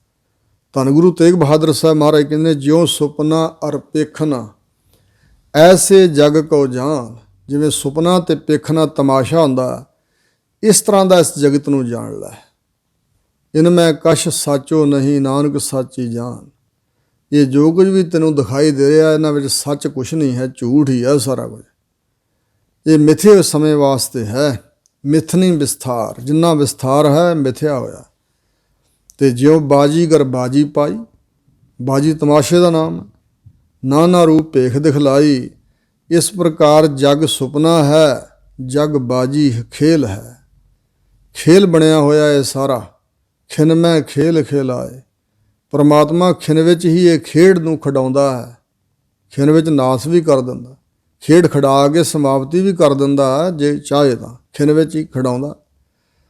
ਸੰਜੋਗੀ ਮਿਲ ਏਕ ਸੇ ਵਿਜੋਗੀ ਉੱਠ ਜਾਏ। ਪਰਮਾਤਮਾ ਦੀ ਸੰਜੋਗ ਸੱਤਾ ਰਾਹੀਂ ਜੀਵ ਸੰਜੋਗੀ ਹੋ ਕੇ ਮਿਲਦੇ ਹਨ ਇੱਕ ਦੂਜੇ ਨੂੰ, ਵਿਜੋਗੀ ਉੱਠ ਜਾਏ। ਤੇ ਵਿਜੋਗ ਸੱਤਾ ਜਿਹੜਾ ਵਿਛੋੜੇ ਦੀ ਸੱਤਾ ਪਰਮਾਤਮਾ ਦੀ ਕਲਾ ਵਰਤਦੀ ਹੈ, ਉਦੋਂ ਫਿਰ ਵਿਜੋਗੀ ਵਿਛੜ ਕੇ ਵਿਛੋੜੇ ਵਾਲੇ ਬਣ ਕੇ ਉੱਠ ਕੇ ਜਾ ਰਹੇ ਨੇ। ਕੋਈ ਕਦੋਂ ਜਾ ਰਿਹਾ, ਕੋਈ ਕਦੋਂ ਜਾ ਰਿਹਾ। ਜੋ ਤਿਸ ਭਾਣਾ ਸੋ ਥੀਐ, ਅਵਰ ਨਾ ਕਰਨਾ ਜਾਏ। ਜੋ ਤਿਸ ਪਰਮਾਤਮਾ ਦਾ ਭਾਣਾ ਹੁਕਮ ਹੈ, ਰਜਾ ਹੈ, ਹੁਕਮ ਵਰਤਦਾ, ਸੋ ਥੀਐ, ਉਹੀ ਹੁੰਦਾ ਹੈ। ਜੋ ਕੁਛ ਵਾਹਿਗੁਰੂ ਨੂੰ ਭਾਉਂਦਾ ਚੰਗਾ ਲੱਗਦਾ ਉਹੀ ਹੁੰਦਾ ਹੈ। ਅਵਰ ਨਾ ਕਰਨਾ ਜਾਏ। ਹੋਰ ਕਿਸੇ ਤੋਂ ਕੁਛ ਕੀਤਾ ਨਹੀਂ ਜਾ ਸਕਦਾ, ਹੋਰ ਕਿਸੇ ਦਾ ਕੀਤਾ ਕੁਛ ਨਹੀਂ ਹੁੰਦਾ। ਗੁਰਮੁਖ ਵਸਤ ਵੇ ਸਾਹੀਐ, ਸੱਚ ਵਖਰ ਸੱਚ ਰਾਸ। ਇਸ ਸੰਸਾਰ ਵਿੱਚ ਸੱਚਾ ਸੌਦਾ ਤੇ ਸੱਚੀ ਪੂੰਜੀ ਕਿਆ ਹੈ? ਵਾਹਿਗੁਰੂ ਜੀ ਦਾ ਨਾਮ। ਸੱਚ ਸਰੂਪ ਪਰਮਾਤਮਾ ਦਾ ਨਾਮ ਹੀ ਅਸਲ ਵੱਖਰ ਸੌਦਾ ਹੈ, ਤੇ ਵਾਹਿਗੁਰੂ ਸੱਚ ਸਰੂਪ ਦਾ ਸੱਚਾ ਨਾਮ ਹੀ ਰਾਸ ਪੂੰਜੀ ਹੈ। ਪਰ ਇਹਨੂੰ ਸਾਰੇ ਖਰੀਦਦੇ ਨਹੀਂ। ਝੂਠੇ ਵਣਜ ਨੂੰ ਵਣਜਦੇ ਪਏ ਨੇ ਸੰਸਾਰ ਦੇ ਜੀਵ, ਪਰ ਗੁਰਮੁਖ ਵਸਤ ਵੇ ਸਾਹੀ ਹੈ। ਜੋ ਗੁਰਾਂ ਦੇ ਅਨੁਸਾਰੀ ਹੋ ਕੇ ਚੱਲਦਾ, ਗੁਰਾਂ ਦੇ ਸਨਮੁਖ ਹੋ ਕੇ ਚੱਲਦਾ, ਉਹ ਗੁਰਮੁਖ ਐਸੀ ਵਸਤੂ ਨੂੰ ਵਿਸਾਹੀ ਹੈ, ਖਰੀਦਦਾ ਹੈ। ਜੋ ਸੱਚਾ ਸੌਦਾ ਹੈ, ਸੱਚੀ ਰਾਸ ਪੂੰਜੀ ਹੈ, ਵਾਹਿਗੁਰੂ ਜੀ ਦਾ ਨਾਮ। ਜਿਨੀ ਸੱਚ ਵਣੰਜਿਆ ਗੁਰ ਪੂਰੇ ਸਾਬਾਸ। ਹਜ਼ੂਰ ਕਹਿੰਦੇ ਨੇ, ਜਿਨ੍ਹਾਂ ਨੇ ਸੱਚ ਨੂੰ ਵਣੰਜਿਆ, ਸੱਚ ਦਾ ਵਪਾਰ ਕੀਤਾ ਹੈ, ਗੁਰ ਪੂਰੇ ਸਾਬਾਸ। ਪੂਰਨ ਗੁਰੂ ਵੱਲੋਂ ਉਹਨਾਂ ਨੂੰ ਸ਼ਾਬਾਸ਼ ਮਿਲਦੀ ਹੈ। ਤੇ ਸਤਿਗੁਰੂ ਦੀ ਮਿਲੀ ਸ਼ਾਬਾਸ਼ ਵਿੱਚ ਬੜੇ ਖਜ਼ਾਨੇ ਛੁਪੇ ਹੋਏ ਨੇ। ਬੜੀਆਂ ਬਰਕਤਾਂ ਹਨ, ਬੜੀਆਂ ਰਹਿਮਤਾਂ ਹਨ।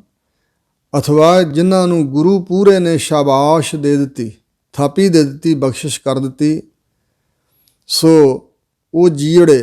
ਫਿਰ ਕਿਹਾ ਹੈ, ਨਾਨਕ ਵਸਤ ਪਛਾਣ ਸੀ, ਸੱਚ ਸੌਦਾ ਜਿਸ ਪਾਸ। ਹਜ਼ੂਰ ਕਹਿੰਦੇ ਨੇ ਕਿ ਉਹ ਵਸਤ ਨੂੰ ਪਛਾਣ ਲਵੇਗਾ, ਸੱਚਾ ਸੌਦਾ ਜਿਸ ਦੇ ਪਾਸ ਹੈ। ਪਰਮਾਤਮਾ ਦਾ ਵਾਚਕ ਵੀ ਸ਼ਬਦ ਹੈ ਕਿ ਵਾਹਿਗੁਰੂ ਅਕਾਲ ਪੁਰਖ ਪਛਾਣ ਲਵੇਗਾ ਵਸਤੂ ਨੂੰ, ਜਿਸ ਦੇ ਪਾਸ ਵੀ ਸੱਚਾ ਸੌਦਾ ਹੋਵੇਗਾ। ਸੱਚ ਸਰੂਪ ਪਰਮੇਸ਼ਰ ਦੇ ਨਾਮ ਦਾ ਸੌਦਾ ਜਿਸ ਪਾਸ ਹੋਵੇ, ਉਹ ਹੋਰ ਦੂਜੇ ਬਾਰੇ ਵੀ ਪਛਾਣ ਲਵੇਗਾ ਉਸ ਵਸਤੂ ਨੂੰ, ਕਿ ਇਹਦੇ ਕੋਲ ਸੱਚੀ ਵਸਤੂ ਹੈ, ਸੱਚਾ ਸੌਦਾ ਇਹਨੇ ਇਕੱਠਾ ਕੀਤਾ ਹੋਇਆ। ਉਹਦੀ ਦ੍ਰਿਸ਼ਟੀ ਏਡੀ ਵੱਡੀ ਖੁੱਲ੍ਹ ਜਾਂਦੀ ਹੈ ਕਿ ਹੋਰਨਾਂ ਬਾਰੇ ਵੀ, ਜਿਵੇਂ ਬ੍ਰਹਮ ਗਿਆਨੀ ਕੀ ਗਤ ਬ੍ਰਹਮ ਗਿਆਨੀ ਜਾਣੈ ਇਤਿਆਦਿ। ਇਉਂ ਸਤਿਗੁਰੂ ਮਹਾਰਾਜ ਜੀ ਨੇ ਅੱਜ ਇਹਨਾਂ ਸ਼ਬਦਾਂ ਦੁਆਰਾ ਸਾਨੂੰ ਉਪਦੇਸ਼ ਬਖਸ਼ਿਸ਼ ਕੀਤਾ ਹੈ। ਸਤਿਗੁਰੂ ਜੀ ਅਤੇ ਗੁਰੂ ਕੀ ਸੰਗਤ ਨੇ ਦਾਸ ਪਾਸੋਂ ਗੁਰੂ ਮਹਾਰਾਜ ਦੇ ਮਹਾਨ ਉੱਚੇ ਬਚਨਾਂ ਨੂੰ ਵਿਚਾਰਦਿਆਂ ਬੇਅੰਤ ਹੋਈਆਂ ਭੁੱਲਾਂ ਚੁੱਕਾਂ ਖਿਮਾ ਕਰ ਦੇਣੀਆਂ, ਅੱਗੇ ਵਾਸਤੇ ਸੁਮਤ ਬਖਸ਼ਿਸ਼ ਕਰਨੀ ਜੀ। ਸੋ ਜਾ ਕੋ ਆਏ ਸੋਈ ਬਿਹਾਜੋ, ਹਰ ਗੁਰ ਤੇ ਮਨ ਹੈ ਬਸੇਰਾ। ਇਹ ਸਤਿਗੁਰਾਂ ਉਪਦੇਸ਼ ਦਿੱਤਾ ਹੈ। ਸੱਚਾ ਸੌਦਾ ਪਰਮਾਤਮਾ ਦੇ ਨਾਮ ਦਾ ਹੈ, ਸੱਚਾ ਵੱਖਰ। ਸੋ ਹਜ਼ੂਰ ਕਹਿੰਦੇ, ਜਿਸ ਵੱਖਰ ਕੋ ਲੈਣ ਤੂੰ ਆਇਆ, ਰਾਮ ਨਾਮ ਸੰਤਨ ਕਰ ਪਾਇਆ। ਤਜ ਬਮਾਨ ਲੇਹੋ ਮਨ ਮੋਲ, ਰਾਮ ਨਾਮ ਹਿਰਦੇ ਮਹਿ ਤੋਲ। ਸੱਚ ਵਪਾਰ ਕਰੋ ਵਾਪਾਰੀ, ਦਰਗਹਿ ਨਿਭੈ ਖੇਪ ਤੁਮਾਰੀ। ਸੋ ਇਸ ਪ੍ਰਕਾਰ ਇਉਂ ਸਤਿਗੁਰੂ ਮਹਾਰਾਜ ਸੱਚੇ ਪਾਤਸ਼ਾਹ ਨੇ ਇਸ ਸ਼ਬਦ ਰਾਹੀਂ ਸਾਨੂੰ ਇਹ ਸਿੱਖਿਆ ਬਖਸ਼ੀ ਹੈ। ਸ੍ਰੀ ਰਾਗ ਮਹੱਲ ਪਹਿਲਾ। ਸ੍ਰੀ ਰਾਗ ਦੇ ਅੰਦਰ ਪਹਿਲੇ ਪਾਤਸ਼ਾਹ ਧੰਨ ਗੁਰੂ ਨਾਨਕ ਦੇਵ ਮਹਾਰਾਜ ਜੀ ਨੇ ਅਗਲਾ ਸ਼ਬਦ ਉਚਾਰਨ ਕੀਤਾ ਹੈ। ਧਾਤ ਮਿਲੈ ਫੁਨ ਧਾਤ ਕੋ, ਸਿਫਤੀ ਸਿਫਤ ਸਮਾਏ। ਧਾਤੂ ਧਾਤ ਨੂੰ ਮਿਲਦੀ ਹੈ। ਜਿਵੇਂ ਕੋਈ ਧਾਤ ਦਾ ਬਣਿਆ ਹੋਇਆ ਗਹਿਣਾ, ਉਹਨੂੰ ਦੁਬਾਰਾ ਢਾਲ ਦਿੱਤਾ ਜਾਏ ਤੇ ਉਹ ਫਿਰ ਧਾਤ ਵਿੱਚ ਹੀ ਮਿਲ ਜਾਂਦਾ। ਇਸੇ ਤਰ੍ਹਾਂ ਸਿਫਤੀ ਸਿਫਤ ਸਮਾਏ, ਜੋ ਸਿਫਤ ਕਰਨ ਵਾਲਾ ਹੈ, ਸਿਫਤ ਦੁਆਰਾ ਸਿਫਤੀ ਪਰਮਾਤਮਾ ਵਿੱਚ ਹੀ ਉਹ ਸਮਾ ਜਾਂਦਾ ਹੈ। ਪਰਮਾਤਮਾ ਦੀ ਸਿਫਤ ਦੁਆਰਾ ਸਿਫਤੀ ਵਾਹਿਗੁਰੂ ਜੋ ਸਿਫਤਾਂ ਦਾ ਮਾਲਕ ਹੈ, ਉਹਦੇ ਵਿੱਚ ਹੀ ਸਮਾ ਜਾਂਦਾ ਸਿਫਤ ਰੂਪ ਹੋ ਕੇ, ਵਾਹਿਗੁਰੂ ਦਾ ਨਾਮ ਰੂਪ ਹੋ ਕੇ।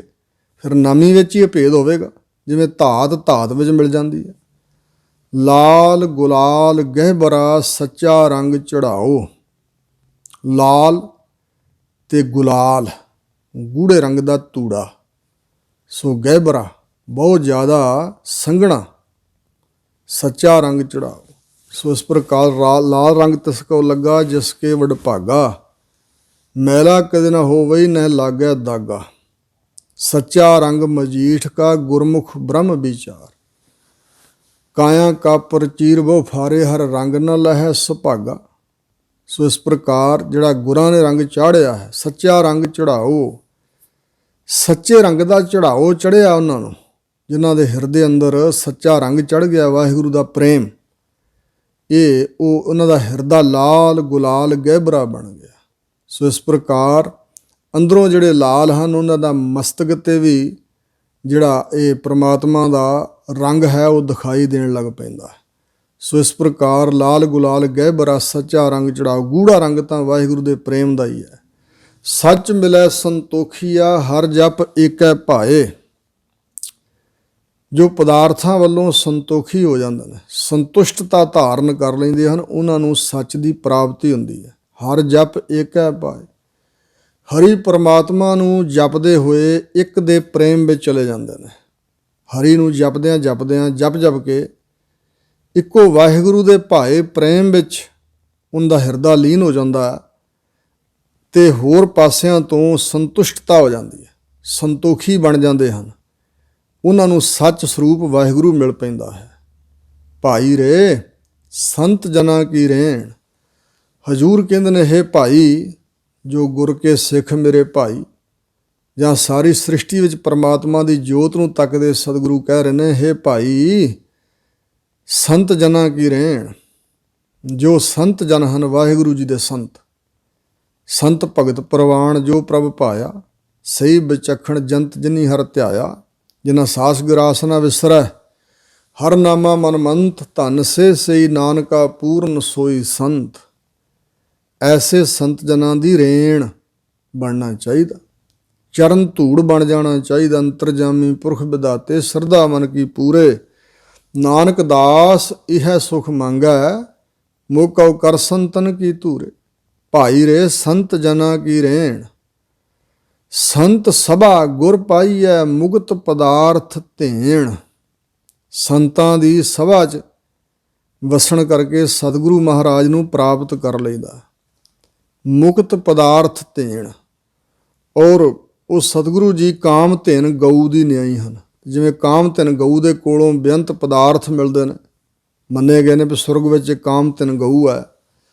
ਮੁਕਤੀ ਰੂਪ ਪਦਾਰਥ ਸਤਿਗੁਰੂ ਰੂਪ ਕਾਮ ਧੇਨ ਗਊ ਦੇ ਪਾਸੋਂ ਮਿਲਦਾ। ਸਾਰੀਆਂ ਕਾਮ ਧੇਨਾਂ ਉਹਨਾਂ ਦੇ ਵੱਸ ਵਿੱਚ ਨੇ। ਸਗੋਂ ਸਤਿਗੁਰੂ ਨੂੰ ਕੇਵਲ ਕਾਮ ਧੇਨ ਗਊ ਨਾਲ ਤਸ਼ਬੀਹ ਨਹੀਂ ਦਿੱਤੀ ਜਾ ਰਹੀ, ਇੱਕ ਅੰਗੀ ਦ੍ਰਿਸ਼ਟਾਂਤ ਹੈ। ਹਜ਼ੂਰ ਨੇ ਕਿਹਾ, ਇੱਛਾ ਪੂਰਕ ਸਰਬ ਸੁਖ ਦਾਤਾ ਹਰ, ਜਾ ਕੇ ਵੱਸ ਹੈ ਕਾਮ ਧੇਨ। ਕਾਮ ਧੇਨ ਵੀ ਜਿਹਦੇ ਵੱਸ ਵਿੱਚ ਹੈ। ਸੋ ਇਸ ਪ੍ਰਕਾਰ ਹਜ਼ੂਰ ਦੇ ਕਹਿਣ ਦਾ ਮਨੋਰਥ ਇਹ ਹੈ ਕਿ ਉਸ ਕਾਮ ਧੇਨ ਗਊ ਦੇ ਕੋਲੋਂ ਮੁਕਤੀ ਤਾਂ ਨਹੀਂ ਮਿਲਣੀ, ਛੁਟਕਾਰਾ ਬੰਧਨਾਂ ਤੋਂ ਖਲਾਸੀ, ਆਜ਼ਾਦੀ, ਸੁਤੰਤਰਤਾ ਨਹੀਂ ਮਿਲ ਸਕਦੀ। ਪਰ ਸਤਿਗੁਰੂ ਐਸੀ ਕਾਮ ਧੇਣਾ ਹੈ ਕਿ ਆਪ ਜੀ ਦੇ ਪਾਸੋਂ ਜਿੱਥੇ ਦੁਨਿਆਵੀ ਪਦਾਰਥ ਮਿਲਦੇ ਹਨ, ਉੱਥੇ ਮੁਕਤੀ, ਆਜ਼ਾਦੀ, ਸੁਤੰਤਰਤਾ ਦਾ ਪਦਾਰਥ ਵੀ ਮਿਲਦਾ। ਵਿਕਾਰਾਂ ਤੋਂ ਖਲਾਸੀ। ਰਹਾਓ। ਉੱਚਾ ਥਾਨ ਸੁਹਾਵਣਾ, ਉੱਪਰ ਮਹਿਲ ਮੁਰਾਰ। ਉੱਚਾ ਥਾਂ ਹੈ ਸੁਹਾਵਣਾ ਸ਼ੋਭਨੀਕ ਵਾਹਿਗੁਰੂ ਦਾ ਦਰ। ਉੱਪਰ ਮਹਿਲ ਮੁਰਾਰ, ਜਾਂ ਇੰਝ ਕਹਿ ਲਓ ਵੀ ਦਸਮ ਦੁਆਰਾ ਅਗਮਾ ਪਾਰਾ, ਪਰਮ ਪੁਰਖ ਕੀ ਘਾਟੀ। ਉੱਪਰ ਹਾਟ ਹਾਟ ਪਰ ਆਲਾ, ਆਲੇ ਭੀਤਰ ਥਾਤੀ।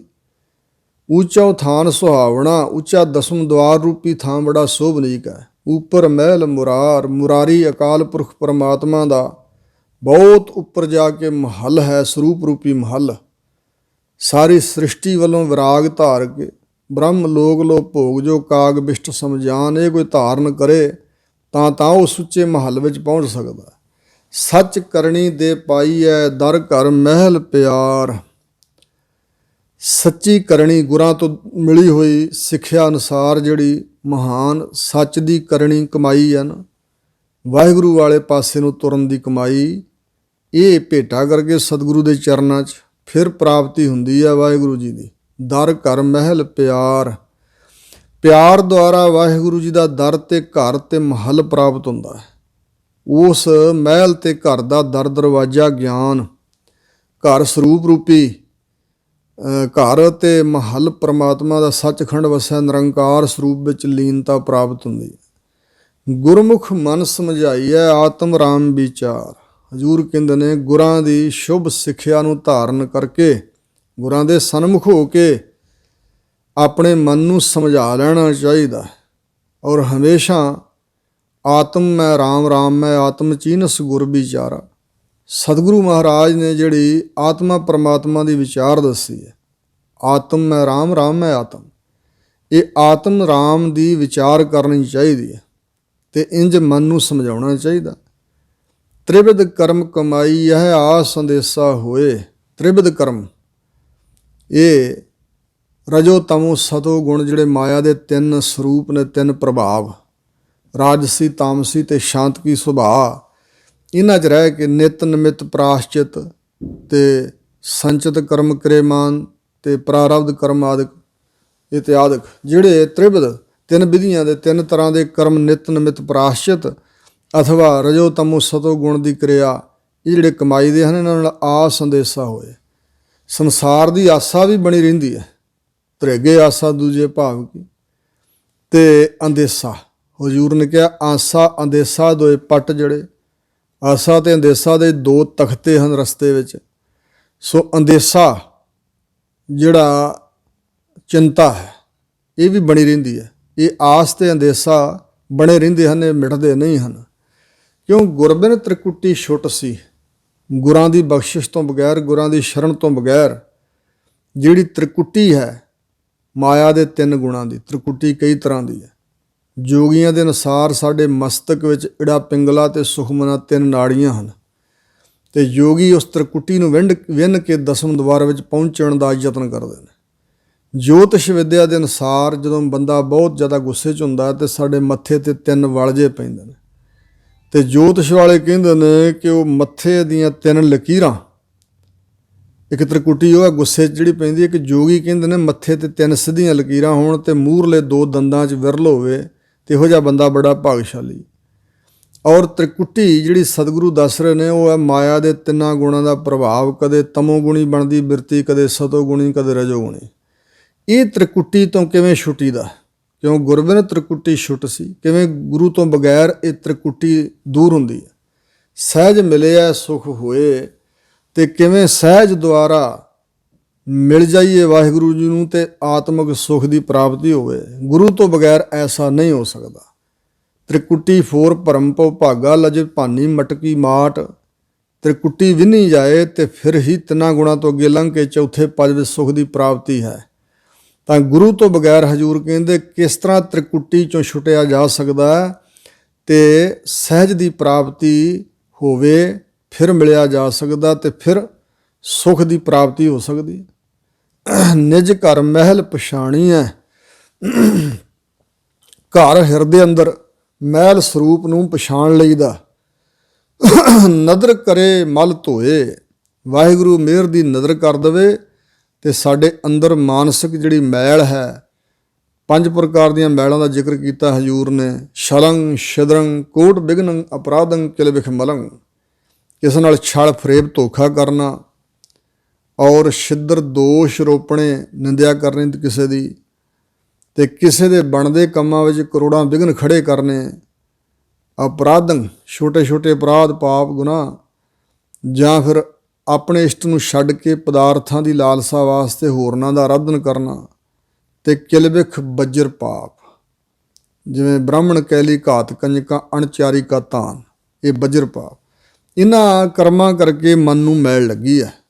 ਸੋ ਇਸ ਪ੍ਰਕਾਰ ਵਾਹਿਗੁਰੂ ਮਿਹਰ ਦੀ ਨਜ਼ਰ ਕਰਕੇ ਆਪਣਾ ਨਾਮ ਬਖਸ਼ ਦੇਵੇ, ਮੈਲ ਧੋ ਦੇਵੇ, ਤਾਂ ਆਪਣੇ ਨਿਜ ਘਰ ਹਿਰਦੇ ਘਰ ਅੰਦਰ ਮਹਿਲ ਸਰੂਪ ਦੀ ਪਛਾਣ ਅਸੀਂ ਕਰ ਸਕਦੇ ਹਾਂ। ਬਿਨ ਗੁਰ ਮੈਲ ਨਾ ਉਤਰੈ, ਬਿਨ ਹਰ ਕਿਉਂ ਘਰ ਵਾਸ। ਬਿਨਾਂ ਗੁਰਾਂ ਦੀ ਸ਼ਰਨ ਤੋਂ, ਬਿਨਾਂ ਗੁਰਾਂ ਦੀ ਬਖਸ਼ਿਸ਼ ਤੋਂ ਮਨ ਦੀ ਮੈਲ ਉਤਰਦੀ ਨਹੀਂ ਹੈ। ਬਿਨ ਹਰ ਕਿਉਂ ਘਰ ਵਾਸ, ਬਿਨਾਂ ਹਰੀ ਦੇ ਨਾਮ ਨਾਲ, ਹਰੀ ਦੇ ਚਰਨਾਂ ਨਾਲ ਜੁੜਨ ਤੋਂ ਕਿਵੇਂ ਨਿਜ ਘਰ ਵਿੱਚ ਆਪਣੇ ਸਰੂਪ ਰੂਪੀ ਘਰ ਵਿੱਚ ਵਾਸਾ ਹੋ ਸਕਦਾ। ਇੱਕੋ ਸ਼ਬਦ ਵਿਚਾਰੀਐ ਅਵਰ ਤਿਆਗੈ ਆਸ, ਇੱਕੋ ਬ੍ਰਹਮ ਦੀ ਵਿਚਾਰ ਕਰਨੀ ਚਾਹੀਦੀ। ਇੱਕੋ ਗੁਰਾਂ ਦੇ ਸ਼ਬਦ ਉਪਦੇਸ਼, ਗੁਰਾਂ ਵੱਲੋਂ ਮਿਲਿਆ ਜੋ ਗੁਰਮੰਤਰ ਹੈ ਉਸ ਦੀ ਵਿਚਾਰ ਕਰਨੀ ਚਾਹੀਦੀ ਹੈ। ਤੇ ਹੋਰ ਆਸ ਜੋ ਜੀਵ ਤਿਆਗ ਦਿੰਦਾ ਹੈ, ਹੋਰ ਆਸ ਤਿਆਗ ਦਿੰਦਾ ਸਾਰਿਆਂ ਪਾਸਿਆਂ ਦੀ। ਨਾਨਕ ਦੇਖ ਦਿਖਾਈਐ ਹਉ ਸਦ ਬਲਿਹਾਰੈ ਜਾਸ। ਹਜੂਰ ਗੁਰੂ ਨਾਨਕ ਸਾਹਿਬ ਮਹਾਰਾਜ ਕਹਿੰਦੇ ਨੇ ਜਿਹੜਾ ਆਪ ਵੇਖ ਕੇ ਵਾਹਿਗੁਰੂ ਨੂੰ ਤੇ ਹੋਰਨਾਂ ਨੂੰ ਦਿਖਾ ਦਿੰਦਾ ਹੈ ਗੁਰੂ, ਹਉ ਸਦ ਬਲਿਹਾਰੈ ਜਾਸ। ਐਸੇ ਸਤਿਗੁਰੂ ਤੋਂ ਸਦ ਸੈਂਕੜੇ ਵਾਰ, ਸਦ ਹਮੇਸ਼ਾ, ਸਦੀਵੀ ਕਾਲ ਲਈ ਬਲਿਹਾਰੇ ਜਾਸ ਜਾਵੇਗਾ। ਜਿਹੜਾ ਸੰਤ ਬ੍ਰਹਮ ਗਿਆਨੀ ਆਪ ਵਾਹਿਗੁਰੂ ਨੂੰ ਵੇਖ ਕੇ ਹੋਰਨਾਂ ਨੂੰ ਵੀ ਦਰਸ਼ਨ ਕਰਾਉਣ ਦੀ ਸਮਰੱਥਾ ਰੱਖਦਾ, ਵਿਖਾ ਦਿੰਦਾ ਬ੍ਰਹਮ ਦਾ ਦਰਵਾਜ਼ਾ, ਬ੍ਰਹਮ ਦਾ ਗਿਆਨ, ਅਸੀਂ ਉਸ ਤੋਂ ਸਦ ਸੈਂਕੜੇ ਵਾਰੀ, ਸਦਾ ਸਦਾ, ਹਮੇਸ਼ਾ ਹਮੇਸ਼ਾ ਲਈ ਬਲਿਹਾਰ ਬਲਿਹਾਰ ਜਾਵਾਂਗੇ।